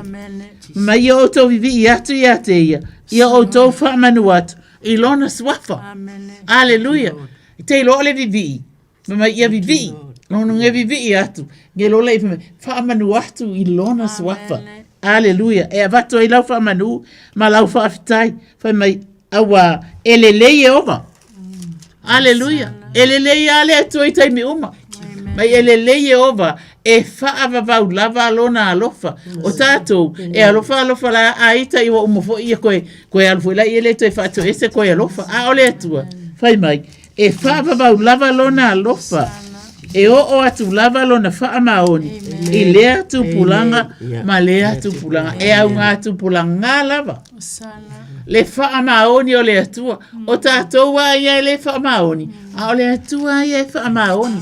Ai e se le o le atua. A e toi fo I atu, mo fo I atu. Ma tātou toi o atu I le atua. E wha au wau lava. Lana upu ma le wha maoni. I le suafa Yesu Keriso. Amen. Lo to fai o isi stata talo le lava taimi no fa umma. Fa Ia, umma ina o la ofi talo mona i tangata ia mama isa ia o ta mai la tu o fa amal mole ia le sua fa mal malo Yesu Keriso e tu ina tu ai ia ana teo Maria Langa Vale le au fa lave tina ia tu mafa mai ava Tracy Robertson mafafua tina ia taimali e putau tina ia fealofani lo nise a inga tia mamika Aleluia. Tu ina tu ai fo ike akiva o lo fa penau na ngalelei. I tama i tu sono a inga lo matu tua mai se mau mai le afiunga pa ia le tua kolone a kolonito e lua fai upusfulu male lu.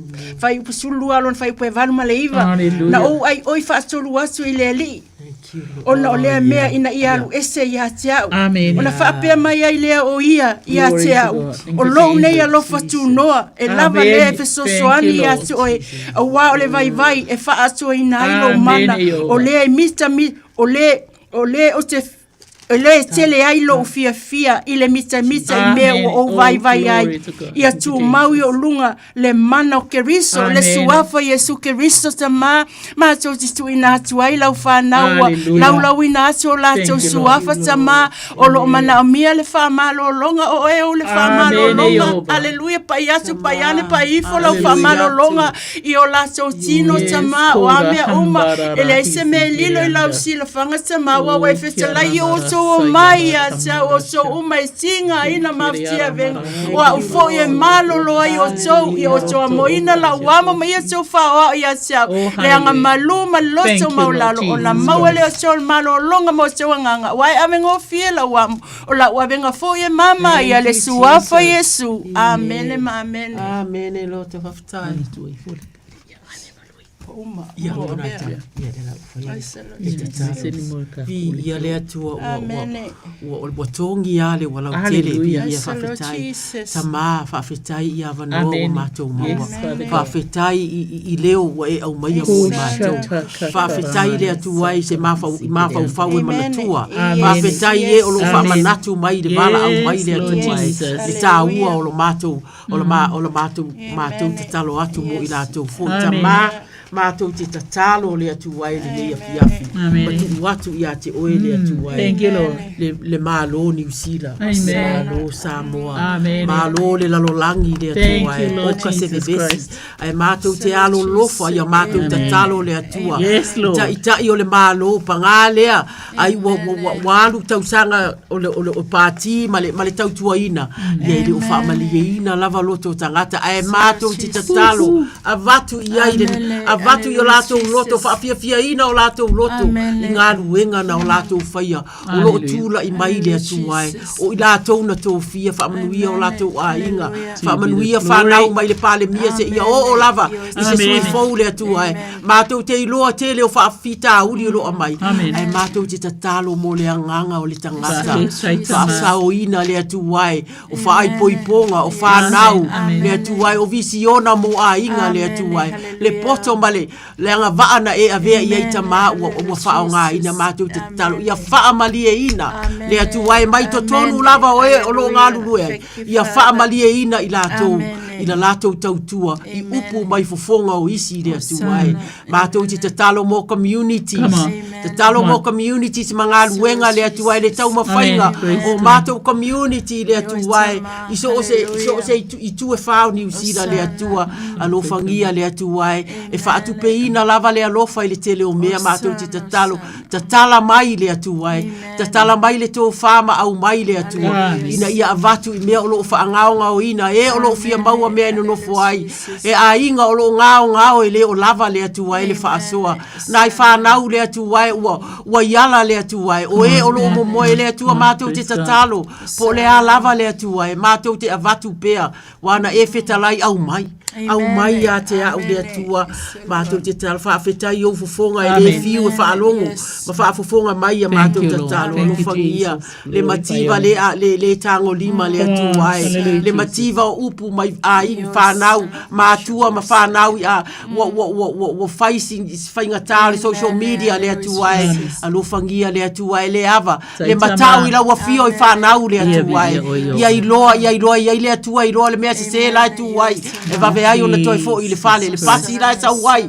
le train la sa wai o tala no anga wa umanga ngana mātou te tatalo le atua ia mana tua le tamaititi le tatalo le tamama le tina le atua whaafetai mātou te tatalo le atua ia lo whangia whaia onga ia ngai ai ma le whainga tāfo i ai taimi o amionga whanau ele fe a utai le atua lo whangia pa iatu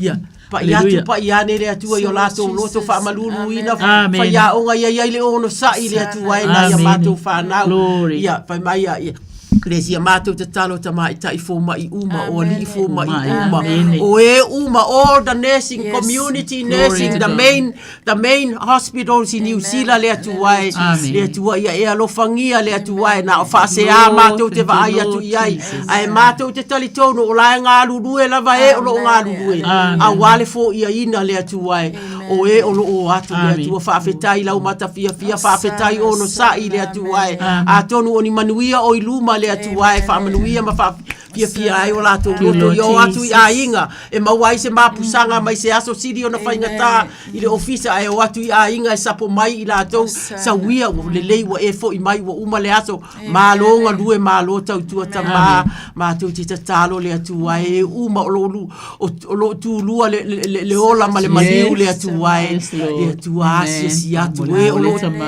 o lo tu i o lato au tawhai o lato wa ao le atu ai ali imata mai ta i fo mai o ngā lulu e tonga fitinga le atua o nei mea uma o le wha moe moenga o laua fio sila laua fio le atua pa i ane o pongi a inga i aile mawhana whana le atua whai lava o mātou tiu te tau na mātou whaia ai tuku i ali i fo mai ma e o lo iai ai awane i ngalo le mana o le tatalo awane i ngalo le launga i le asosa awane i ngalo le fellowshipi ma walkeri siano au mane i ngalo le fono tatalo o lo iai le atua o le sao le nai au mai e tu fatu isi le atua a walo matou manuia tama whaafetai masanga whaafetai mo taito ma le tula i mai la matou polkalami tai mo sanga ma tu loto le atua ma fau te tele le atua i le nauna watu le ai matou te iloa lava tama o lau o fio te whaato o toa ina ni o matou vai inga whaafetai le atunu ma la latou tapua inga le atua e manu tele ina le atua le iai se upu po se ale atua se seila matou tau tala tama matou te tatalo wha mangalo matou nau ta inga ia o matou tau tua ia sili le tatalo wha manuia lui ma ane le atua e fuafuanga o le nei ala leo le atua e leo toi whaingo fie le economy ma mea o iei tama pa ia atu pa ia ne o lau o fie o iei le oa e te dilingi ina you're a God of seasons e iei le vai tau le atua o le vai tau e maalili ai ma le vai tau e mawhana whana ai tu watu mea uma i lau a fio mātou te au na malo mātou nau le atua i le nei ngā luenga a walo mātou atu nu ia maisi e a fia ia manuia Samoa manuia New Zealand atoa i tu e whale atua manu te leina le mātou savalinga i le nei vai aso i le wha ai unga au kufi ona o lau suwafa mātou te wha moe ma mātou ole atua Amene, tai tama, tai Yesu, tai anganga pa i, tai po ia, tai toro, tai mai, hallelujah. Ia talo fai, ia atonu Samoa o le o mātou, o mai le si ui o le mātou polo kalame, ia o le nawa i o luma, wa i la ngona o mātou, wa e whaafonga i o mātou leo ma le nau, ia o ana fionga lava nei, ia i lava se sasi o la mātou tautua Samoa, mātou te matua ia te oe wha mangalo, te talo mai ina i o mātou malo losi, au wala tātou ngalu. O salo me micho moele nei? Ia lava lau i ova o tarasanga sa iuli politiu ato whaia soifua Samoa. Tuloto Robertson misi pati. Soifua ia, Samoa. Thank you, Lord Jesus Christ.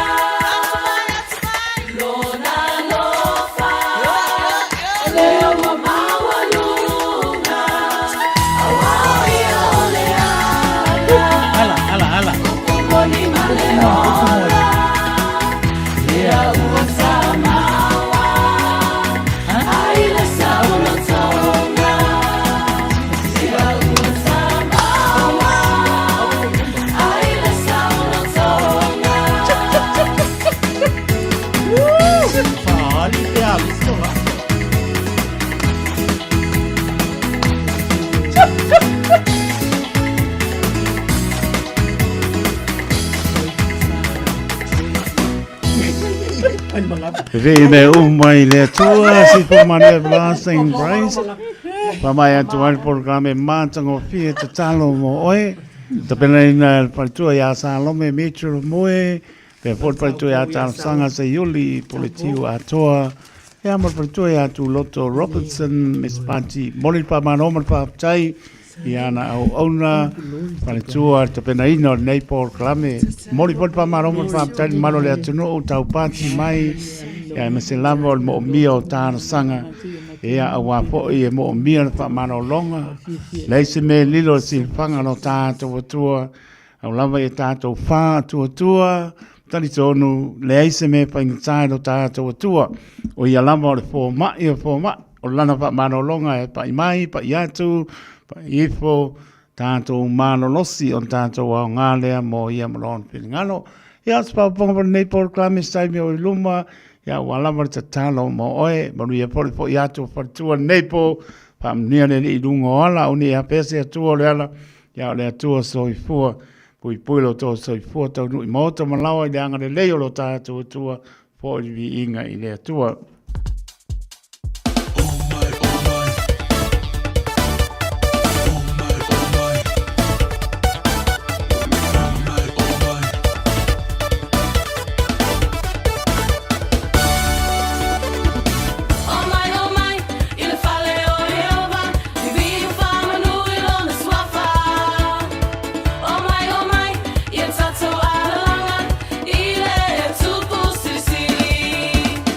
Oh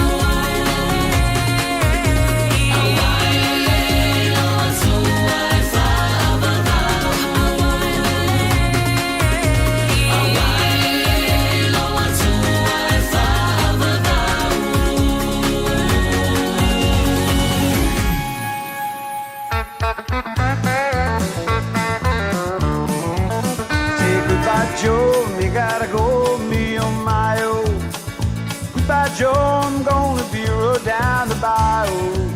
Oh, my Yvonne, the sweetest one, me, oh, my, oh. Son of a gun, we'll have big fun on the bayou. Oh, jambalaya, crawfish pie, a filet combo. 'Cause tonight I'm gonna see my Cheryl Mio. Big guitar, built for John and Big Al. Son of a gun, we'll have big fun on the bayou. So we are, I feel anything me manaya. Fa'anga mo, fa'ala vela vea, pese maya. Oh, matata tape, baila ala a milion na ualava.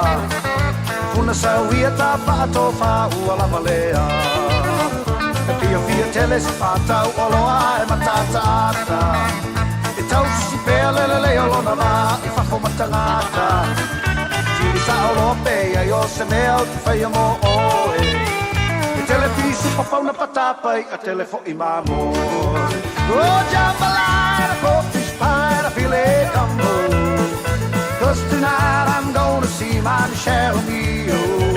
Oh, big guitar built for John and Big Al. Son of a gun, we'll have big fun on the bayou.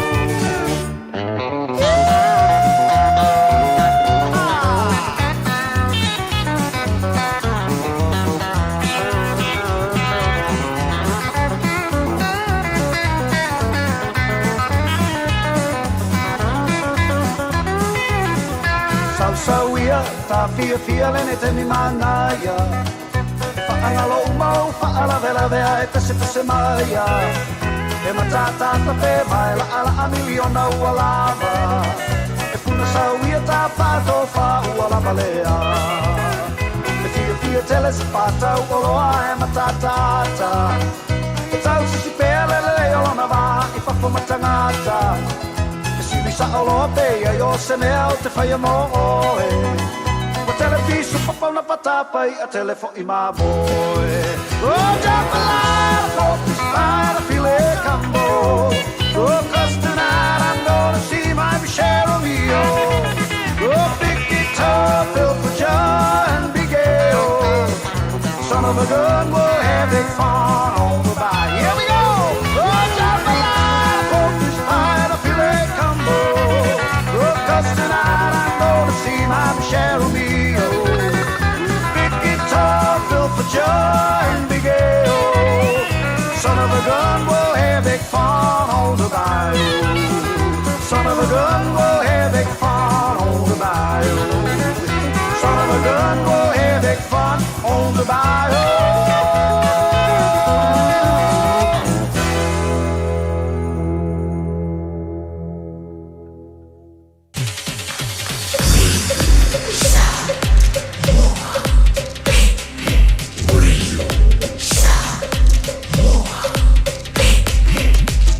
Tavi tōra langi lua me rute o na tāra re tōra spolu.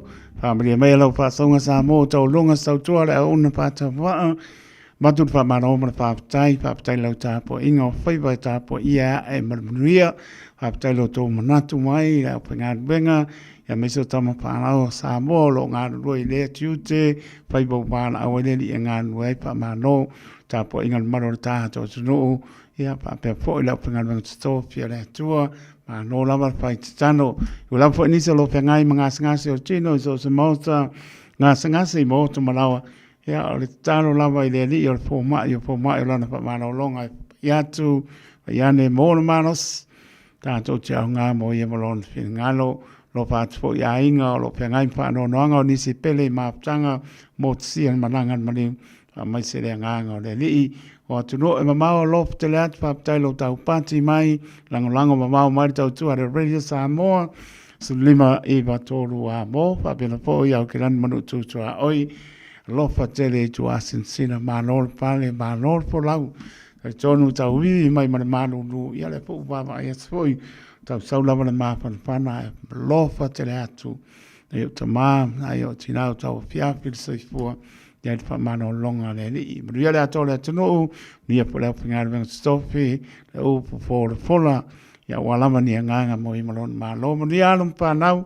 pe ngai ma o onga fa mnia le i o tolu nai lo fa te la to sa ma puta mai lunga le app po linga malungo le YouTube channel pa te tere lava le lava spai vai asa ma se ma sa mora tu pele na lava sta pai taiso pa pe na lava e poto tau tai se na tu yama a fa wo sopo so ngona la sa ngana so po tu fa to ese lava taiso malo le tino fa ma ngalo ma le ona fa ta wa mo onga fa lupe ona ma te le loto pusia pe ta tole no nofo fer pani fina ngalo le oro tātou tua. Manuia mano longa le nei po ia au alofa o le li. Iona au la mea ai mona au wha mano loe marutia ai. Lo toto se pua moro tātou wola le pong sa. A la wha i le tae au le manuia po i le vi inga i le atua. Taito tanoto le au au na soifua ma ia manuia.